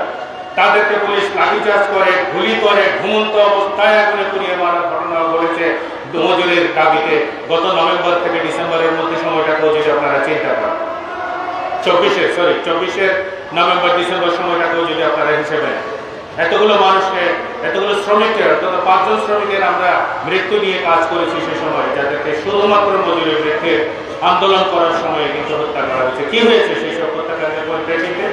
একটি মামলাও হয়েছে শ্রমিকদের পক্ষে, শ্রমিকদের বিরুদ্ধে অনেক মামলা হয়েছে। এমন অনেক মামলা হয়েছে যে মামলাতে গাজীপুরে গিয়ে পর্যন্ত আমাকে আসামিকে জামিন করানোর জন্য দৌড়াতে হয়েছে। সেই মামলার ঘটনাও কিন্তু আমরা দেখেছি। সেই মামলা করতে গিয়ে পরিষ্কার করে দেখিয়েছি যে আসামি ঘটনাস্থলে ছিলেন না, কোনোভাবেই এই বিষয়বস্তুর সাথে জড়িত ছিলেন না, তারপরেও কিন্তু তাকে মামলাতে জড়িত করা হয়েছে। এই যে পরিস্থিতিগুলো আমরা দেখেছি, যে পরিস্থিতিগুলোর মধ্যে দিয়ে আমরা গেছি, সেটা একটা ফ্যাসিস্ট সরকারের সময় আমরা এই পরিস্থিতির কথা বলছি। আমরা তো নিশ্চয়ই চাই না একই ধরনের ঘটনার পুনরাবৃত্তি ঘটবে। শ্রমিকদের পক্ষ নিয়ে কথা বলা যে সমস্ত রাজনৈতিক দলের বন্ধুরা আজকে এখানে আছেন, যে গরিবি নিয়ে, গরিবি হটানোর কথা নিয়ে যে কথা, যে আন্দোলন, যে রাজনীতি তারা করেন, সেটা তো গরিবিকে আপনার কোনোভাবে উদযাপন করার জন্য তো নিশ্চয়ই নয়। গরিবী পরিস্থিতির উত্তরণ ঘটানোর জন্য তো হচ্ছে আমাদের এই আন্দোলন। আজকে নতুন বাংলাদেশ সৃষ্টির পেছনে যে সমস্ত দাবি, সেটা হচ্ছে বৈষম্য বিলোপ করা। তো বৈষম্য, আজকে আমি খাবো দুবেলা, আমার বন্ধুরা না খেয়ে থাকবে, শ্রমিক বন্ধুরা, সেটা কোন ধরনের বৈষম্য বিলোপের আলাপ আমরা এখন করছি? এই বৈষম্যতা আমাদেরকে বিলোপের জন্য কার্যকর পদক্ষেপের জায়গায় আমরা যেতে চাই, আমরা সহযোগিতা করতে চাই। এই সরকারে যারা আছেন তারা যদি বুঝতে ভুল করে থাকেন যে এই দাবিটা ভিন্ন রকমের দাবি, বরঞ্চ বৈষম্য বিলোপের দাবি নয়, সেরকম যদি ভুল বুঝে থাকেন, আমরা আপনাদের সহযোগিতা করতে চাই। আইন দিয়ে হোক, বিদ্যা বুদ্ধি দিয়ে হোক, আমাদের শ্রম দিয়ে হোক, এই পরিস্থিতি থেকে যেটা আমরা উত্তরণ ঘটাতে পারি, তাদেরকে যেন আগামী ঈদের সময় আবার রাস্তায় নামতে না হয়। এখন 12টা কারখানা নেমেছে, ভবিষ্যতে হয়তো আরো 50টা কারখানাকে নামতে হবে। এরকম পরিস্থিতি যদি চলতে থাকে, এর একটা স্থায়ী সমাধান দরকার। এই সমাধানের জন্য আমরা আপনাদের পাশে আছি, আমরা আপনাদের শত্রু নই, আমরাও পরিবর্তন চাই, এই শ্রমিকদের জীবনেরও পরিবর্তন চাই। এই আশাবাদ ব্যক্ত করে আপনাদের সবাইকে ধন্যবাদ জানিয়েছি। আমাদের সমাবেশ চলছে। আজকে আমাদের সমাবেশে সভাপতি হিসেবে উপস্থিত থাকবেন অধ্যাপক আনন্দ মোহাম্মদ। উনি বেশ জ্যাম, রাস্তায় জ্যামে আটকে আছেন, উনি খুব দ্রুত আমাদের মধ্যে এসে উপস্থিত হবেন। এরপর যে আমাদের মাঝে বক্তব্য রাখবেন গার্মেন্টস টিউসি নেত্রী জলে তালুকদার, বক্তব্য রাখবেন জলে তালুকদার। গভর্নমেন্ট সভাপতি উপস্থিত, শ্রমিক বন ভাইয়েরা, 3 মাস ধরে বেতন না পাইলে কিরকম লাগে, এইটা আসলে বাংলাদেশের কোন শ্রমমন্ত্রী, শ্রম উপদেষ্টারা এখন পর্যন্ত বোঝেন না। বন্ধ করে দেওয়া উচিত আসলে শ্রম উপদেষ্টাদের এবং মন্ত্রীদের যে বেতন, সেইটা এখন সেইটা বন্ধ করতে হলে ভাই বোনেরা কি করতে হবে? এই যে আজকে আমাদের পিএনজিতে শ্রমিকরা এখানে উপস্থিত আছেন এবং আপনারা জানেন স্ট্রাইকক্রাফটের শ্রমিকরা এখানে ছিল। স্ট্রাইকক্রাফটের একজন শ্রমিক, কম বয়সী শ্রমিক, আন্দোলন করতে করতে এখানে আপনাদের সামনে মারা যায় নাই।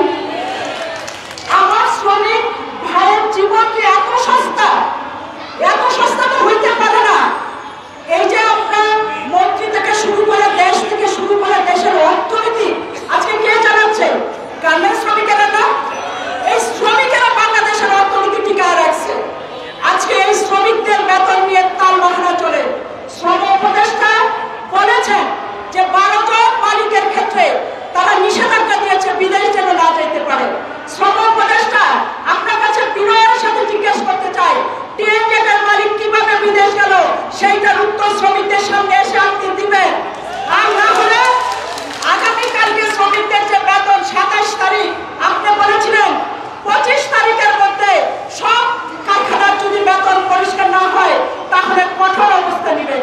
কিসের কঠোর অবস্থা? মালিকদের বেলায় তো কোনো কঠোর অবস্থা দেখছি না।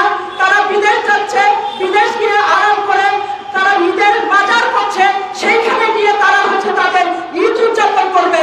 কই সেইগুলো তো ঠেকাচ্ছেন না। এখন পর্যন্ত কয়টা মালিককে গ্রেপ্তার করে এনেছেন? কয়টা মালিককে গ্রেপ্তার করে এনে বলেছেন শ্রমিকদেরকে অবমুক্ত রাখা যাবে না, শ্রমিকদেরকে 3 মাস বেতন না দিয়ে বাংলাদেশে থাকতে পারবে না? কয়টা মালিককে আপনারা বলেছেন? বলেন নাই তো, একটা মালিককে আপনারা বলেন নাই। তাহলে কিসের সরকার আপনারা চালাচ্ছেন? আমরা একটা কথা শুধু বলতে চাই, গতকালকে পুলিশ আমাদের ছাত্রমন্ত্রীর সভাপতি সহ শ্রমিক ভাইদের উপর হামলা করেছে না? আপনারা দেখেছেন? এই নৃশংস হামলা কোথায় থেকে শিখলো পুলিশ? খালি পুলিশ ডিপার্টমেন্টকে আমি জিজ্ঞেস করতে চাই, ডিএমপি কমিটির সহ আইজিকে জিজ্ঞেস করতে চাই, কি পুলিশ বানাইছেন আপনারা? হাসিনা স্বৈরাচারী হাসিনার পুলিশ আর অন্তর্বর্তীকালীন পুলিশের মধ্যে কোনো পার্থক্য আমরা পাচ্ছি পাচ্ছি না। এই পুলিশ আমরা দেখতে চাই না। এইটা আজকে স্বাধীনতা দিবসে হওয়ার কথা ছিল না, স্বাধীনতা দিবসের আগের দিন হওয়ার কথা ছিল না। এটা বাংলাদেশে হয়েছে। আর বাংলাদেশের মানুষ, এই শ্রমিক ভাই বোনেরা বাংলাদেশের অর্থনীতিটাকে চালাচ্ছে। বাংলাদেশের স্বাধীনতা ও সত্তরের গণঅভ্যুত্থান, 90-এর স্বৈরাচার বিরোধী আন্দোলন থেকে শুরু করে 24-এর গণঅভ্যুত্থানে শ্রমিকরা জীবন দিছে না? জীবন দিছে। আমার গার্মেন্টস শ্রমিক ভাই আশরাফুল আশুলিয়ায় জীবন দিছে, গাজীপুরের রেহানার হাজবেন্ড জীবন দিছে। এরকম অসংখ্য শ্রমিক ভাইরাও 24-এর গণঅভ্যুত্থানে জীবন দিয়েছে। শ্রমিকরা যদি রাস্তায় নেমে না আসতো ওই 5 তারিখ আপনারা কিন্তু এত সহজে গণঅভ্যুত্থান পার দিতে পারতেন না। আর আজকে সেই শ্রমিকরা অবক্ত আছে আর আপনারা সারাক্ষণে বসে ইফতারি করেন, সেইটা হইতে পারে না। এই জন্য আমরা বাংলাদেশের গণঅভ্যুত্থান ঘটাই নাই, এই জন্য বাংলাদেশ স্বাধীন হয় নাই। তাই আজকে আমরা শুধু স্পষ্টভাবে একটা কথা স্পষ্টভাবে বলে দিতে চাই, এই শ্রম উপদেষ্টাকে, এই শ্রম ভবনে গতকালকে তো সবাই বলেছেন, আমি আর বলতে চাই না। ভাই এটা শ্রমিকদের টাকায় বানানো, ভাই এটা মানুষের, সাধারণ মানুষের ট্যাক্সের টাকা বানানো এই বিল্ডিং। এই বিল্ডিং এ বাথরুম করতে দিবেন না, বিল্ডিং এর রাস্তার পাশে শ্রমিক শুয়ে থাকবে। এই দেশ আমরা দেখতে চাই না। তাই এইটার পরিবর্তন আমরা চাই। শেষে শুধু একটা কথা বলতে চাই শ্রমিক বোনদেরকে, ভাইদেরকে, আজকে হয়তো মজুরির বিষয়টা শেষ হবে, আমাদের মজুরি না দিলে সেটা লড়াই চলবে। এখানে ঈদ করবো, পারলে সবাই খাবো, না পারলে সবাই ছাড়া ঈদ করবো। কিন্তু আমরা আমাদের আন্দোলন চালা যাব যতক্ষণ পর্যন্ত সমগ্র কারখানা আমাদের দাবি আদায় না হয় ততক্ষণ পর্যন্ত চালিয়ে যাবে। সেই বলে সবাইকে ধন্যবাদ জানিয়ে আমি আমার বক্তব্য এখানে শেষ করলাম। আমাদের ইফতারে আর বেশি দেরি নাই, আমরা আমাদের শ্রমিক ভাই বোনদের সাথে এখানে বসে ইফতার করব। সেজন্য আমাদের বক্তাদের প্রতি আমি আরো একবার আহ্বান জানাচ্ছি সংক্ষিপ্ত বক্তব্য স্থাপন করার জন্য। আমাদের মাঝে এখন বক্তব্য নিয়ে আসবে মোশরেফা মিশু, সভাপতি গার্মেন্টস শ্রমিক ঐক্য ফোরাম। বক্তব্য রাখবে মোশরেফা মিশু।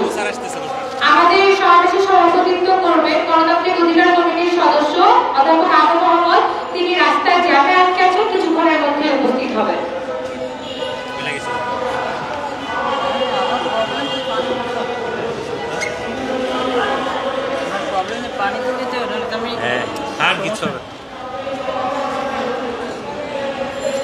গণতান্ত্রিক অধিকার কমিটি কর্তৃক আয়োজিত আজকের সমাবেশ এবং শ্রমিকদের প্রতি সহানুভূতি জানিয়ে যারা উপস্থিত আছেন সবাইকে শুভেচ্ছা জানিয়ে আমি আমার কথা শুরু করছি।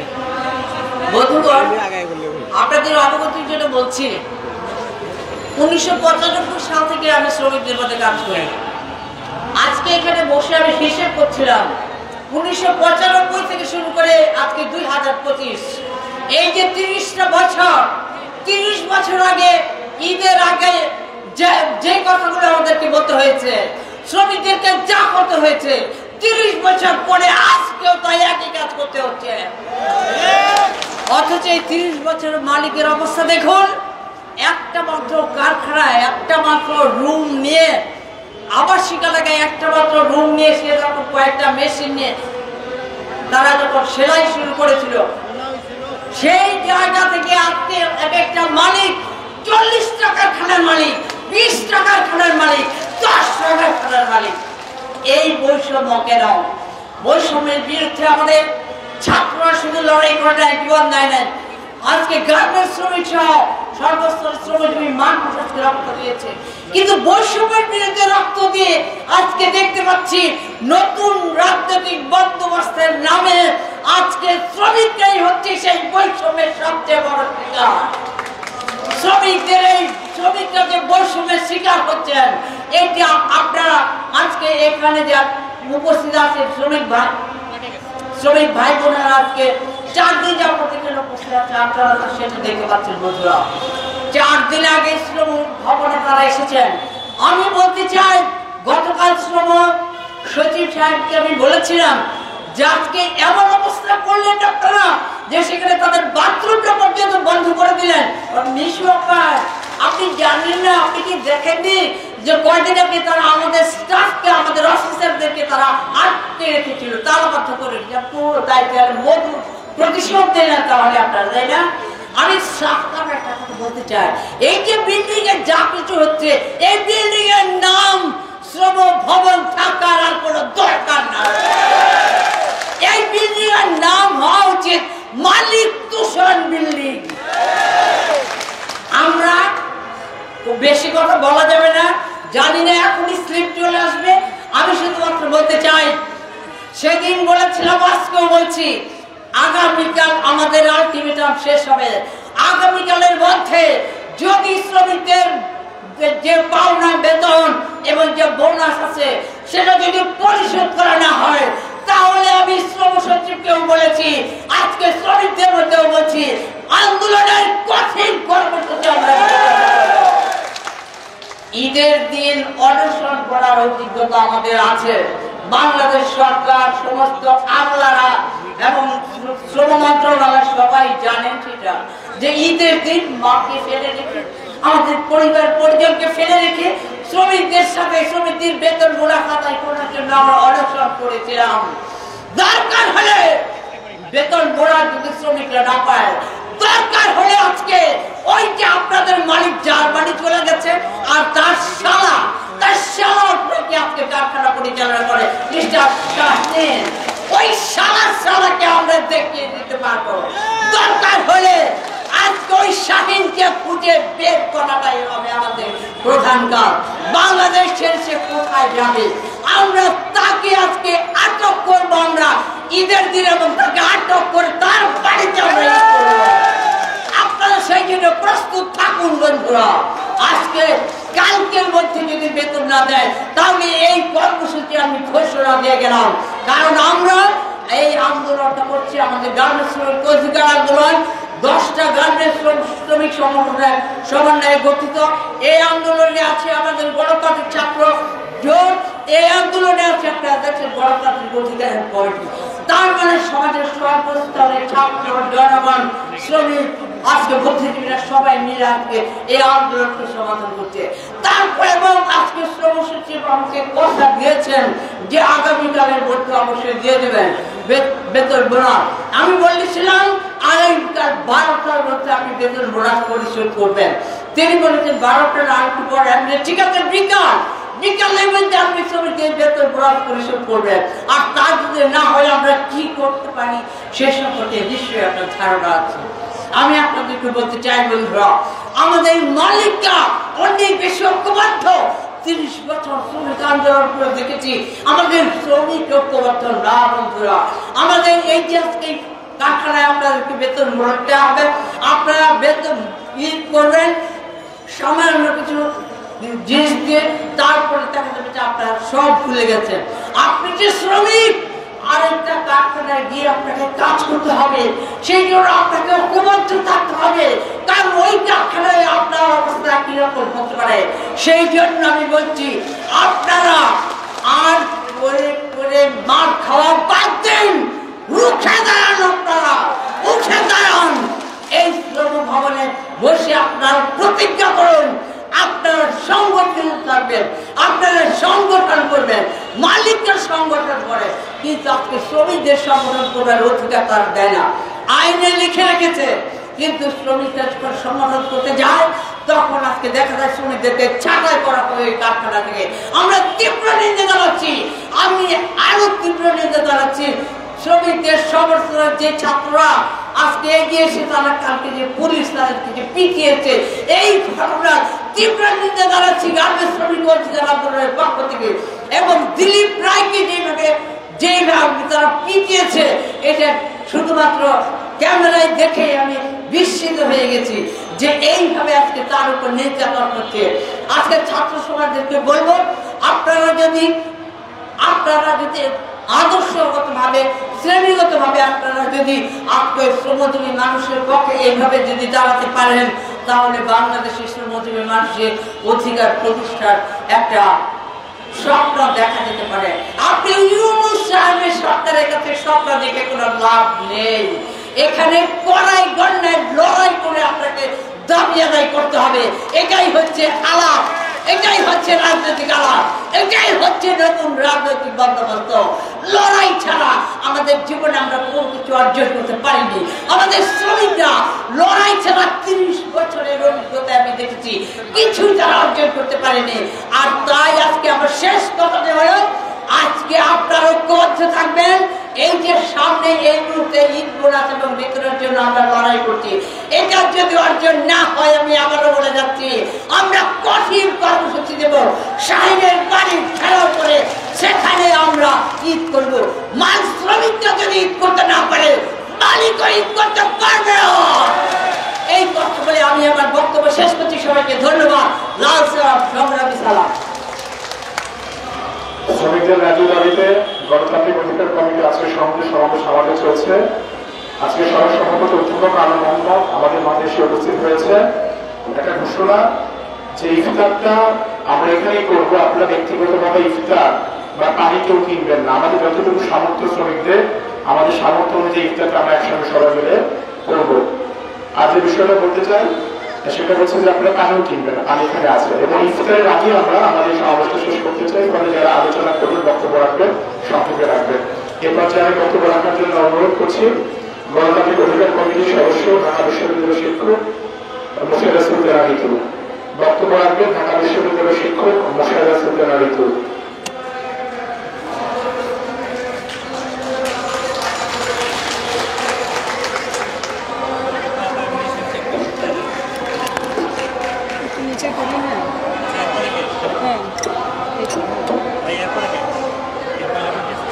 প্রিয় ভাই বোনেরা, সামনে ঈদ আর এখন রোজা। আপনারা না খেয়ে বসে আছেন, অপেক্ষা করছেন ইফতারের জন্য। গতকাল আমি আপনাদের সামনে কথা বলেছিলাম, তাই আমি আজকে একটু ছোটই বক্তব্য দিব। আপনারা জানেন আজকে স্বাধীনতা দিবস। এই স্বাধীনতা দিবসের স্বাধীনতার মানেটা কি আসলে? আমরা দেখছি যে আমাদের এখানে কতগুলো স্লোগান লেখা আছে। মাছ মাংস চাইলে স্বাধীনতা চাই, বুলেট টিয়ার না খাওয়ার স্বাধীনতা চাই, আরো আছে ন্যায্য মজুরি বকেয়া বেতন পাওয়ার স্বাধীনতা চাই, মিছিল মিটিং করার স্বাধীনতা চাই। এই স্বাধীনতাগুলো খর্ব হয়েছে বলে কিন্তু এই গণ অভ্যুত্থান হয়েছে। এবং গণ অভ্যুত্থান হওয়ার পরে আমাদের যে আশা আকাঙ্ক্ষা ছিল যে এই সব কিছু পাল্টাবে, সেটা হয়ে ওঠেনি। তার কারণ এখন যারা আছে তারাও আসলে একইভাবে সেই ব্যবসায়ীদের দোসর, সেই মালিকদের দোসর, যারা দীর্ঘদিন ধরে শ্রমিকদের বঞ্চিত করে আসছে। না হলে গতকাল আমরা যা দেখলাম কিভাবে শ্রমিকদেরকে পেটানো হলো, শিক্ষার্থীদেরকে পেটানো হলো, সেটা আমাদের সামনে একটা দৃষ্টান্ত হয়ে থাকবে। এই অন্তর্বর্তী সরকারের সময় এরকম একটি ঘটনা ঘটেছে। আমাদেরকে আরও দেখতে হবে, আমরা আজকে যেখানে কথা বলছি, আপনারা এখানে যে অবস্থান করছেন কয়েকদিন ধরে, এটার নাম হচ্ছে শ্রম ভবন। আসলে কি এটা শ্রম ভবন? আসলে এটার নাম হচ্ছে শ্রমিক বিরোধী ভবন। এখানে যদি আমরা কালকের মধ্যে সকালবেলা এখানে না দেওয়া হয়, বেতন না দেওয়া হয়, তাহলে এখানে আমরা ঝুলিয়ে দিয়ে যাব ব্যানার শ্রমিক বিরোধী ভবন। সারা বাংলাদেশের মানুষ এদিকে যাওয়ার সময় দেখবে এটা একটা শ্রমিক বিরোধী ভবন। আমরা চারিদিকে আরো অনেক ব্যানার দেখছি বিভিন্ন জায়গায়। শপিং মলে গেলে দেখা যায় বিরাট মূল্য হ্রাস, পণ্যের বিরাট মূল্য হ্রাস। কিন্তু এখানে কি হচ্ছে? এখানে হচ্ছে শ্রমের মূল্য হ্রাস। মানে শ্রমিকের জীবনের মূল্য না দিলে, তাদেরকে বেতন না দিলে যা হয় তা আসলে শ্রমের মূল্য রাশি বলা যায়। এবং এই ঘটনা আমরা শুধু আজকে দেখছি না, আমরা দেখছি সারা বাংলাদেশে প্রতি বছর এই ঘটনা হয়। শুধু এই গার্মেন্টসে না, আপনারা জানেন আরো 35-36 জন জেল খাটছে কাশিমপুরে। যারা গ্রেপ্তার হয়েছে তাদেরকে এখনো ছাড়ানো হয়নি। তাদের পরিবার পরিজন কি অবস্থায় আছে সেটা নিয়ে সরকারের কোনো মাথা ব্যথা আছে? নাই। যদি থাকতো তাহলে শ্রমিক কেন কিভাবে এতদিন গ্রেপ্তার হয়ে কাশিমপুর জেলে থাকে? কিভাবে এই শ্রমিকেরা দিনের পর দিন কিছু পায় না, শুধু কি পায়? তারিখ। তাদেরকে দেওয়া হয় তারিখ, 20শে মার্চ, 21শে ডিসেম্বর, অমুক জানুয়ারি মাস, তমুক ফেব্রুয়ারি মাস। এভাবে করে আস্তে আস্তে করে 3 মাসের বোঝা জমে গেছে।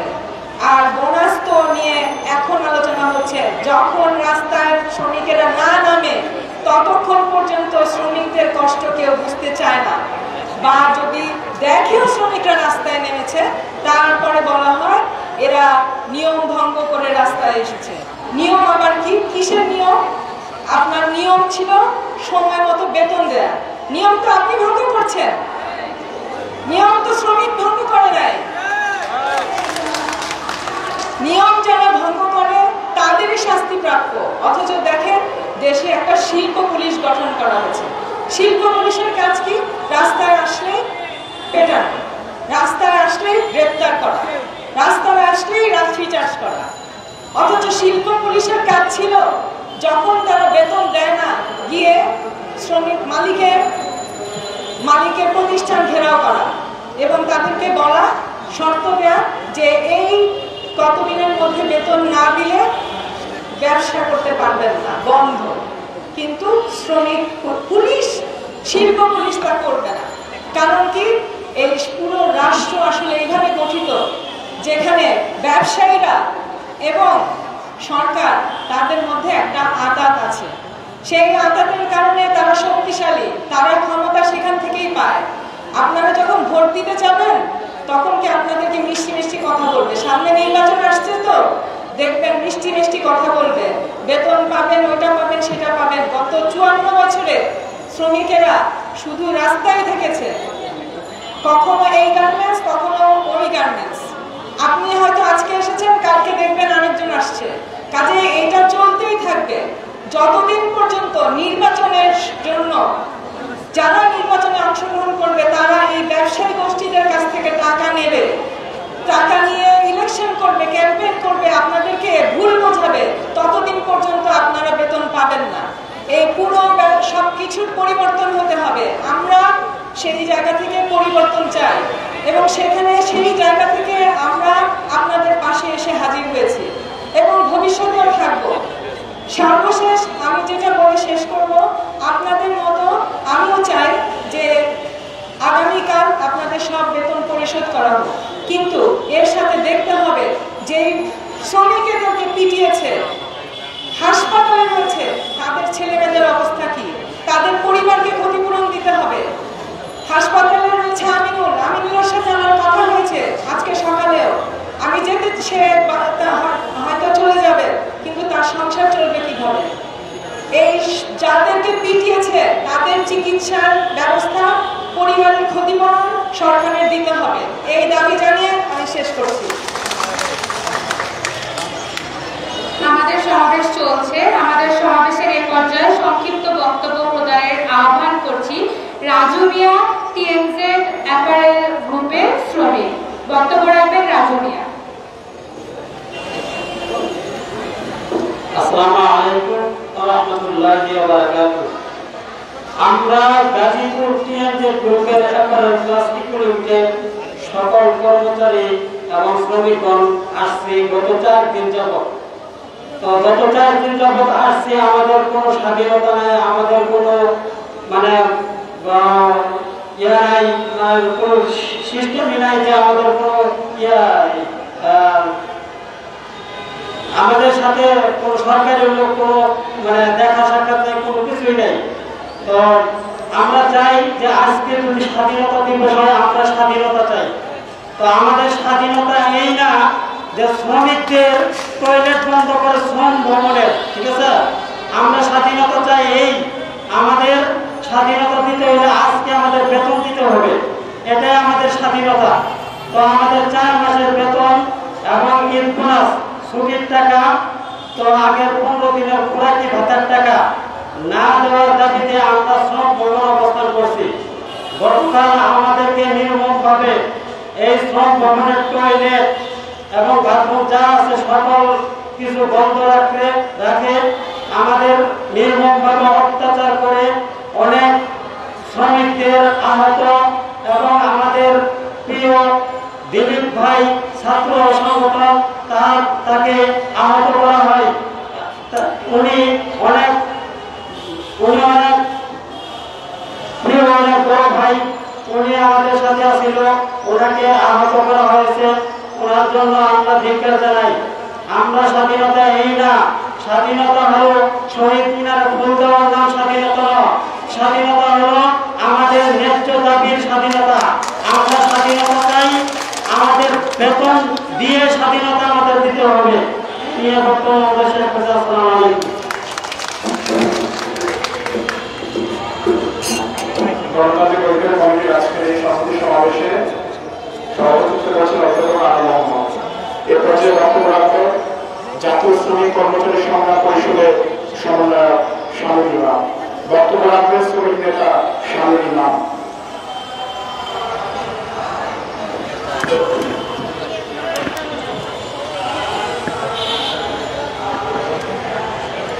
আজকের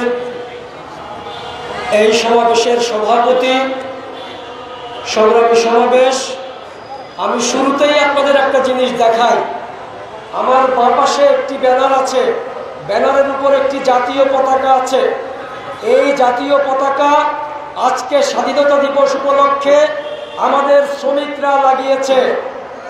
এই প্রথম আমি দেখছি এই বাংলাদেশে এই সরকারের আমলে এই শ্রম ভবনে স্বাধীনতা দিবসে কোনো জাতীয় পতাকা নাই। তাহলে বোঝেন এই সরকারের নতুন বন্দোবস্ত কি হতে যাচ্ছে। কথা আর বাড়াতে চাই না, যে কথা যদি বলতে চাই, আপনারা জানেন রবিবার থেকে আমাদের এখানে বসা শ্রমিকেরা 3 মাসের বকেয়া, 3 মাসের মজুরি, খোরাকি ভাতা, ছুটির টাকা এবং ঈদ বোনাসের জন্য অবস্থান কর্মসূচি পালন করছে। এই অবস্থান কর্মসূচি পালনের একটি পর্যায়ে গতকাল আমরা আমাদের পূর্ব ঘোষিত বক্তব্য অনুযায়ী আমরা এখান থেকে শান্তিপূর্ণ উপায়ে শান্তিপূর্ণ মিছিল নিয়ে যখন ওই শ্রম ভবনের শ্রম মন্ত্রণালয়ের সামনে গেলাম, তখন এই সরকারের পুলিশ বাহিনী আমাদের শ্রমিকদের উপর নির্মম হামলা চালিয়েছে। তারা লাঠিপেটা করেছে, তারা হ্যান্ড গ্রেনেড ছুঁড়েছে, তারা কাঁদানি গ্যাস নিক্ষেপ করেছে। তারা আমাদের সহযোদ্ধা বিপ্লবী ছাত্র মৈত্রীর সভাপতি দিলীপ রায়, যে বিপ্লবী ছাত্র মৈত্রী শুরু থেকে এই আন্দোলনে আছে, ছিল, যে গণতান্ত্রিক ছাত্র জোট ছিল, তার নেতা দিলীপ রায়কে তারা 2 দফা পিটিয়েছে। এই হচ্ছে এই সরকারের নতুন বন্দোবস্ত। আমরা এই বন্দোবস্ত চাই না। আমরা স্পষ্ট করে বলতে চাই, আমাদের শ্রমিকদের মজুরি, আমাদের বোনাস, আমাদের যাবতীয় পাওনা আগামীকালকের মধ্যে দিতেই হবে। তা যদি না দেওয়া হয় আমরা শ্রম উপদেষ্টাকে ঈদ করতে দেব না। বন্ধুরা, গতকাল শ্রম সচিব আমার এবং রাজুর সাথে ফোনে কথা হয়েছে। শ্রমিক নেতা ইসমাইল সহ শ্রম সচিব বলেছেন আগামীকালকে টাকা দিবেন। আমাদের সাথে ভিডিও কলে কথা হয়েছে, টাকা না দিলে আমরা আপনাদেরকে চিনি না। প্রিয় বন্ধুরা আমার, এই সরকার বলছে তারা নতুন রাজনৈতিক বন্দোবস্ত করবেন। নতুন রাজনৈতিক বন্দোবস্তের নামে এই সরকার ওই আশুলিয়ায় আমাদের গার্মেন্টস শ্রমিকেরা যখন পেটের দায়ে বকেয়া মজুরির জন্য রাস্তায় নামলেন, তখন ফ্যাসিস্ট শেখ হাসিনার স্বৈরাচারী সরকারের মতো নির্মমভাবে গুলি করে আমাদের গার্মেন্টস শ্রমিক বোন চম্পা খাতুন, আমাদের কাউসারকে গুলি করে হত্যা করেছে। এই শ্রমভবনে অবস্থানকালে বকেয়া মজুরির জন্য সংগ্রাম করতে গিয়ে এই শ্রমভবনে দুশ্চিন্তা, টেনশন, ক্ষোভে, দুঃখে এখানে মারা গিয়েছে আমাদের সহযোদ্ধা রামপ্রসাদ সিংহ। এই বন্দোবস্তের জন্য আমাদের গার্মেন্টস শ্রমিকেরা, আমাদের দিলীপ এই স্বৈরাচারের বিরুদ্ধে লড়াই করেনি। আমরা স্বৈরাচারের বিরুদ্ধে লড়াই করেছিলাম আমাদের গার্মেন্টস শ্রমিকদের যাতে আর বকেয়া মজুরির জন্য রাস্তায় না নামতে হয়। আমরা লড়াই করেছিলাম, আমাদের শ্রমিকরা জীবন দিয়েছিল, আমাদের ছাত্ররা জনগণ জীবন দিয়েছিল বৈষম্যহীন বাংলাদেশের জন্য। আপনারা বৈষম্যহীন বাংলাদেশের কথা বলবেন আর মালিকরা নিয়ে মিটিং করবেন, আমার শ্রমিক এখানে পড়ে থাকবে, বাথরুমে যেতে পারবে না। এটা কোনো বৈষম্যহীন বাংলাদেশ না। বন্ধুরা, সময় কম, বক্তব্য বাড়াতে চাই না। যে কথাটা আপনাদের সবাইকে মনে করিয়ে দিতে চাই সেটি হচ্ছে গত 54 বছরের আমাদের অভিজ্ঞতা, নেতা আসে নেতা যায়, এমপি আসে এমপি যায়, এক সরকারের জায়গায় আরেক সরকার ক্ষমতায় আসে। গার্মেন্টস শ্রমিক সহ জনগণের ভাগ্যের কোনো পরিবর্তন হয় না, হবে না। যদি এই বন্দোবস্ত পাল্টিয়ে নতুন বন্দোবস্ত শ্রমিক, কৃষক, জনগণের সরকার আমরা কায়েম করতে না পারি, তাই আগামী দিন আমরা মজুরি নিয়ে ফিরে যাব আশা করি। কিন্তু পাশাপাশি আমরা শপথ নিব, আমরা ছাত্র নেতা দিলীপের উপর হামলার বদলা নিব, আমরা শ্রমিকের উপর হামলার বদলা নিব।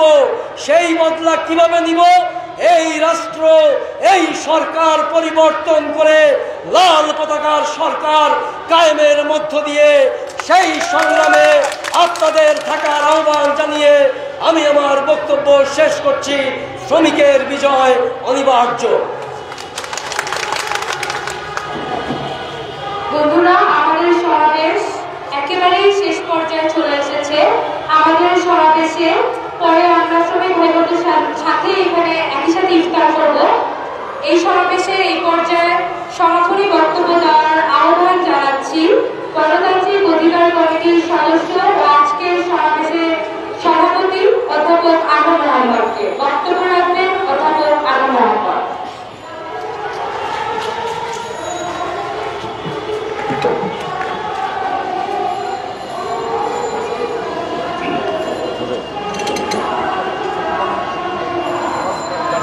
সংগ্রামী বন্ধুগণ, আপনারা দিনের পর দিন যেভাবে না খেয়ে, পুলিশের বাড়ি খেয়ে, দিনের মধ্যে বহু রকম শারীরিক মানসিক সমস্যাকে মোকাবেলা করে এই আন্দোলন করছেন, এটা আপনারা মনে রাখবেন। এটা শুধু আপনাদের আন্দোলন নয়, সারা বাংলাদেশের বহু মানুষের, বহু শ্রমিকের বছরের পর বছর তাদের উপরে যে বৈষম্য হয়, বঞ্চনা হয়, ঠিকমতো মজুরি পায় না, নানা রকম নির্যাতন হয়, সেই শ্রমিকদের আন্দোলনে আপনাদের এই আন্দোলন শক্তি যোগাচ্ছে। কাজে আপনাদের এই আন্দোলন শুধু আপনাদের না, সারা বাংলাদেশের অসংখ্য শ্রমিকের আন্দোলন। আপনাদের বিজয় তাই খুবই প্রয়োজন, শুধু আপনাদের জন্য না, বাংলাদেশের আরো বহু প্রান্তের শ্রমিকদের জন্য আন্দোলন, শ্রমিকদের বিজয়ের জন্য, অস্তিত্বের জন্য। একটা সরকারের পতন হয়েছে, আমরা জানি সেই সরকারের সময় শ্রমিকদের উপর নির্যাতন হয়েছে, মজুরি পায় নাই, বঞ্চনা হয়েছে, বৈষম্য হয়েছে, ছাঁটাই হয়েছে। সেই সরকারের পতন হলো গণঅভ্যুত্থানের মধ্যে দিয়ে, যে গণঅভ্যুত্থানে আপনারাও শহীদ ছিলেন। শ্রমিক নিহত হয়েছে, শহীদ হয়েছে, শ্রমিকদের সন্তান নিহত হয়েছে, শহীদ হয়েছে। সেই সরকার পতনের পরে যে সরকার এসছে, তারা প্রতিদিন বলছে যে তারা নতুন ব্যবস্থা চায়, তারা নতুন বাংলাদেশ করবে, তারা বৈষম্যহীন বাংলাদেশ করবে। সেই নতুনের কোনো কিছুই আমরা টের পাচ্ছি না। আমরা দেখেছি হাসিনার আমলে পুলিশ যেভাবে শ্রমিকদের উপর আক্রমণ করেছে, এই সরকারের সময় পুলিশের আক্রমণে কোনো ধরনের পার্থক্য না। সেই সময় পুলিশ যেভাবে অন্যায় অত্যাচার করেছে, তার কোনো রকম পার্থক্য আমরা এই সরকারের সময় দেখি না। সেই সময় মন্ত্রীরা যে ভাষায় কথা বলতো, এখনকার শ্রম উপদেষ্টা, অন্যান্য উপদেষ্টা যারা আছে, স্বরাষ্ট্র উপদেষ্টা, তাদের মুখে আমরা একই রকম কথাই শুনছি। কালকে দেখলাম স্বরাষ্ট্র উপদেষ্টা বলেছেন, যারা আন্দোলনে উস্কানি দেয় তাদের বিরুদ্ধে ব্যবস্থা গ্রহণ করা হয়। এই আন্দোলনে উস্কানি মানে কি? এই আন্দোলন উস্কানি, এখানে একটা কথা আছে যে আন্দোলনের উস্কানি দিচ্ছে মালিকরা। এই শ্রমিকদের তো এখানে দিনের পর দিন বসে থাকার কথা না। এই যারা বসে আছে তারা বেশিরভাগ নারী বসে আছে, তাদের অনেকের সন্তান আছে, ঘরের পরিবার আছে, তাদের এখানে থাকার কথা না, তাদের এখন ঘরে থাকার কথা। তাদের ঘর এইখানে তো তারা শখ করে এখানে বসে না, তারা শখ করে পুলিশের বাড়ি খাচ্ছে না, তারা শখ করে টয়লেট বন্ধ, এখানে নানা রকম শারীরিক সমস্যার মধ্যে থাকছে। তারা থাকছে মালিকের ভয়ঙ্কর রকম প্রতারণার জন্য, জালিয়াতির জন্য। শিল্প পুলিশ করা হয়েছে এটা বলে যে শিল্প কারখানা যাতে সঠিকভাবে চলে সেই জন্য। যদি শিল্প পুলিশ ঠিকমতো কাজ করত, তাহলে এই মালিকদেরই তার গ্রেপ্তার করার কথা, এই মালিকদের জেলখানায় নিয়ে যাওয়ার কথা, এই মালিক কথা না শুনলে তার উপরে হামলা করার কথা। অথচ মালিক বেতন মজুরি না দিয়ে ঘুরে বেড়াচ্ছে, দেশ ছেড়ে চলে যাচ্ছে, আর সেখানে শ্রমিকরা ন্যায্য দাবি করতে গিয়ে পুলিশের বাড়ি খাচ্ছে। আর আন্দোলনে উস্কানির কথা বলছেন। এই আন্দোলন যারা করেছে, এই আন্দোলন যেভাবে হয়েছে, সেই আন্দোলনে যারা আজকে আছে, তারা এই আন্দোলনে যদি না থাকতো আপনাদের উপদেষ্টা হওয়া হতো না। এরা আন্দোলন করেছে বলেই গণঅভ্যুত্থান হয়েছে। এদের আন্দোলনের কারণে সরকার পরিবর্তন হয়েছে। সরকার পরিবর্তন হয়েছে বলে আপনারা এখন উপদেষ্টা হয়েছে। আপনাদের প্রত্যেক দিন সকালবেলা এই আন্দোলনকারীদের উদ্দেশ্যে, শ্রমিকদের উদ্দেশ্যে সালাম দেওয়া উচিত, তাদের প্রতি কৃতজ্ঞতা জানানো উচিত এবং তাদের কাছে এসে ক্ষমা চাওয়া উচিত।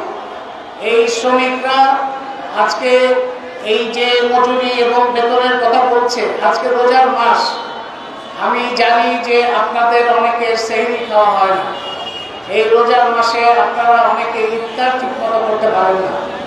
অথচ এই মালিকরা সংযমের কথা বলে, ধর্মের কথা বলে, সেই সংযমের কথা বলে আপনাদের মজুরির টাকা মেরে দিয়ে তারা বিদেশে যায়। কেউ কেউ হয়তো ওমরাও করতে যায়। ধর্মীয় নেতাদের প্রতি বিশেষভাবে আহ্বান জানাই, আপনারা মালিকদের উদ্দেশ্যে আপনাদের ওয়াজে কথা বলেন। যে মালিকেরা বঞ্চনা করে, যে মালিকেরা মজুরি দেয় না, যে মালিকেরা কথা দিয়ে কথা রাখে না, যে মালিকেরা মুনাফাইক হিসেবে ভূমিকা পালন করে, যে মালিকেরা শ্রমিকদের বাড়তি খাটায় কিন্তু বাড়তি পয়সা দেয় না, মাসের পর মাস বকেয়া রাখে, তাদের বিরুদ্ধে আপনাদের রায় কি হবে, তাদের ফতোয়া কি হবে, তাদের কি উমরা হবে, তাদের কি হজ হবে, তাদের কি নামাজ হবে, তাদের কি রোজা হবে, এই বিষয়ে আমি ধর্মীয় নেতাদের কাছ থেকে শুনতে চাই। তারা শ্রমিকদের বঞ্চনা করবে, শ্রমিকদের অত্যাচার করবে, শ্রমিকদের পাওনা মেরে দিয়ে তারপরে তারা ধর্মের কথা বলবে, ধর্মীয় নেতাদের বিভিন্নভাবে ব্যবহার করবে। এটা তো হতে পারে না। আজকে কেউ কেউ বলেন, সরকারের মধ্যে কেউ কেউ বলেন এটা তো মালিকের বিষয়, সরকার কি করবে, একটা মালিক বকেয়া রেখেছে, এটা সরকারের কি করা যাচ্ছে। এটা হচ্ছে চরম দায়িত্বহীন কথা। এই ধরনের কথা আমরা আওয়ামী লীগ সরকারের সময় শুনেছি। কোন দেশের মধ্যে যে কোনো ধরনের অনিয়ম যদি হয়, অত্যাচার যদি হয়, কোন প্রতিষ্ঠান যদি বেআইনি কাজ করে, তার বিরুদ্ধে ব্যবস্থা নেওয়ার দায়িত্ব হচ্ছে সরকার। সেখানে শ্রম আইন আছে, শ্রম ব্যবস্থাপনা আছে। কোন প্রতিষ্ঠান যদি শ্রমিকদের মজুরি না দেয়, তাহলে তার বিরুদ্ধে ব্যবস্থা গ্রহণের দায়িত্ব হচ্ছে সরকার। সরকার যদি সেই ব্যবস্থা না নেয়, তাহলে পুরো দায়টা সরকারের উপর পড়ে। গতকাল শিল্প পুলিশ যেভাবে হামলা করেছে, যেভাবে আহত করেছে, যেভাবে কালকে থেকে আপনাদের নানা রকম ভাবে অত্যাচার করছে, বঞ্চনা করছে, তার জন্য এই সরকারই হচ্ছে প্রধানত দায়ী থাকবে। যাই হোক, ইফতারের সময় হয়ে এসছে, আমি আর কথা বাড়াবো না। যে দাবি নিয়ে আপনারা আন্দোলন করছেন, আপনারা লক্ষ্য করেছেন আপনাদের আন্দোলনের পাশে শিক্ষার্থীরা আছে, শিক্ষকেরা আছে, শ্রমিক নেতৃবৃন্দ আছে, রাজনৈতিক নেতৃবৃন্দ, তারাও সকলে না হলেও যারা শ্রমিকদের পক্ষে কাজ করে তারা আছে। কাজেই আপনারা কখনোই নিজেদের একা ভাববেন না। এই দেশে বহু মানুষ আপনাদের সাথে আছে। আপনাদের মানসিক শক্তি রাখতে হবে, ঐক্য বজায় রাখতে হবে এবং সবসময় মনে রাখবেন যে আপনারা সত্যের পক্ষে, ন্যায়ের পক্ষে কাজ করছেন, অন্যায়ের বিরুদ্ধে কাজ করছেন। সুতরাং আপনাদের নৈতিক অবস্থান অনেক উঁচুতে, আপনাদের পরাজয়ের কোনো সুযোগ নাই। আপনাদের পক্ষে সত্য আছে, ন্যায় আছে। আপনাদের এই দৃঢ়তা দিয়ে যদি আপনারা ঐক্যবদ্ধ থাকতে পারেন, আপনাদেরকে পরাজিত করে, আপনাদেরকে নানানভাবে এইভাবে দিনের পর দিন, বছরের পর বছর প্রতারণা করে টিকে থাকে, এটা কারোর ক্ষমতা নাই। সেই হাসিনা সরকার টেকে নেয়, কেউই টিকবে না যদি শ্রমজীবী মানুষ জনগণের সাথে প্রতারণা বা বঞ্চনা করে। সুতরাং আজকের এই সমাবেশ থেকে গণতান্ত্রিক অধিকার কমিটি বাংলাদেশের গণতন্ত্রকামী, মুক্তিকামী, জনগণের পক্ষে কাজ করা অসংখ্য মানুষের একটা সংগঠন। এই গণতান্ত্রিক অধিকার কমিটির পক্ষ থেকে আপনাদের প্রতি, আপনাদের আন্দোলনের প্রতি পূর্ণ সম্মতি জানাই এবং আমরা গণতান্ত্রিক অধিকার কমিটির পক্ষ থেকেও দাবি জানাই আগামীকালের মধ্যে, যেটা আমার আগের বক্তারাও বলেছেন, আগামীকালকের মধ্যে অবশ্যই বেতন, মজুরি যত বকেয়া আছে, ঈদ বোনাস সহ সেটা পরিশোধ করতে হবে এবং গতকাল যারা হামলা করেছে সে হামলার বিচার হতে হবে।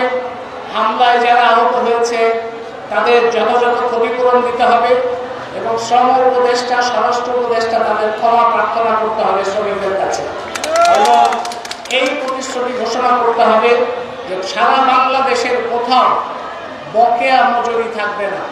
কোনো শ্রমিক কাজ করবে, কাজের সাথে সাথে তার মজুরি পরিশোধ করতে হবে। ইসলাম ধর্মের কথাই আমরা মালিকদের মুখে বেশি শুনি। ইসলাম ধর্মের পক্ষে বিভিন্ন ধরনের ফতোয়া দিয়ে আপনাদের সংযমের কথা বলে। সেই ইসলাম ধর্মে আছে ধান শুকানোর আগে মজুরি দেওয়া হয়, অথচ মালিকরা বেইমানি করে মজুরি না দিয়ে সেই টাকা মেরে দিয়ে তারা দেশ বিদেশ ঘুরে বেড়ায়। আর তারা দেশ ছেড়ে চলে যাওয়ার পরে লোক দেখানোর জন্য নিষেধাজ্ঞা আরোপ করে। তারা বলছে যে আমরা নিষেধাজ্ঞা আরোপ করব, অথচ তার আগেই মালিকরা বিদেশে চলে গেছে।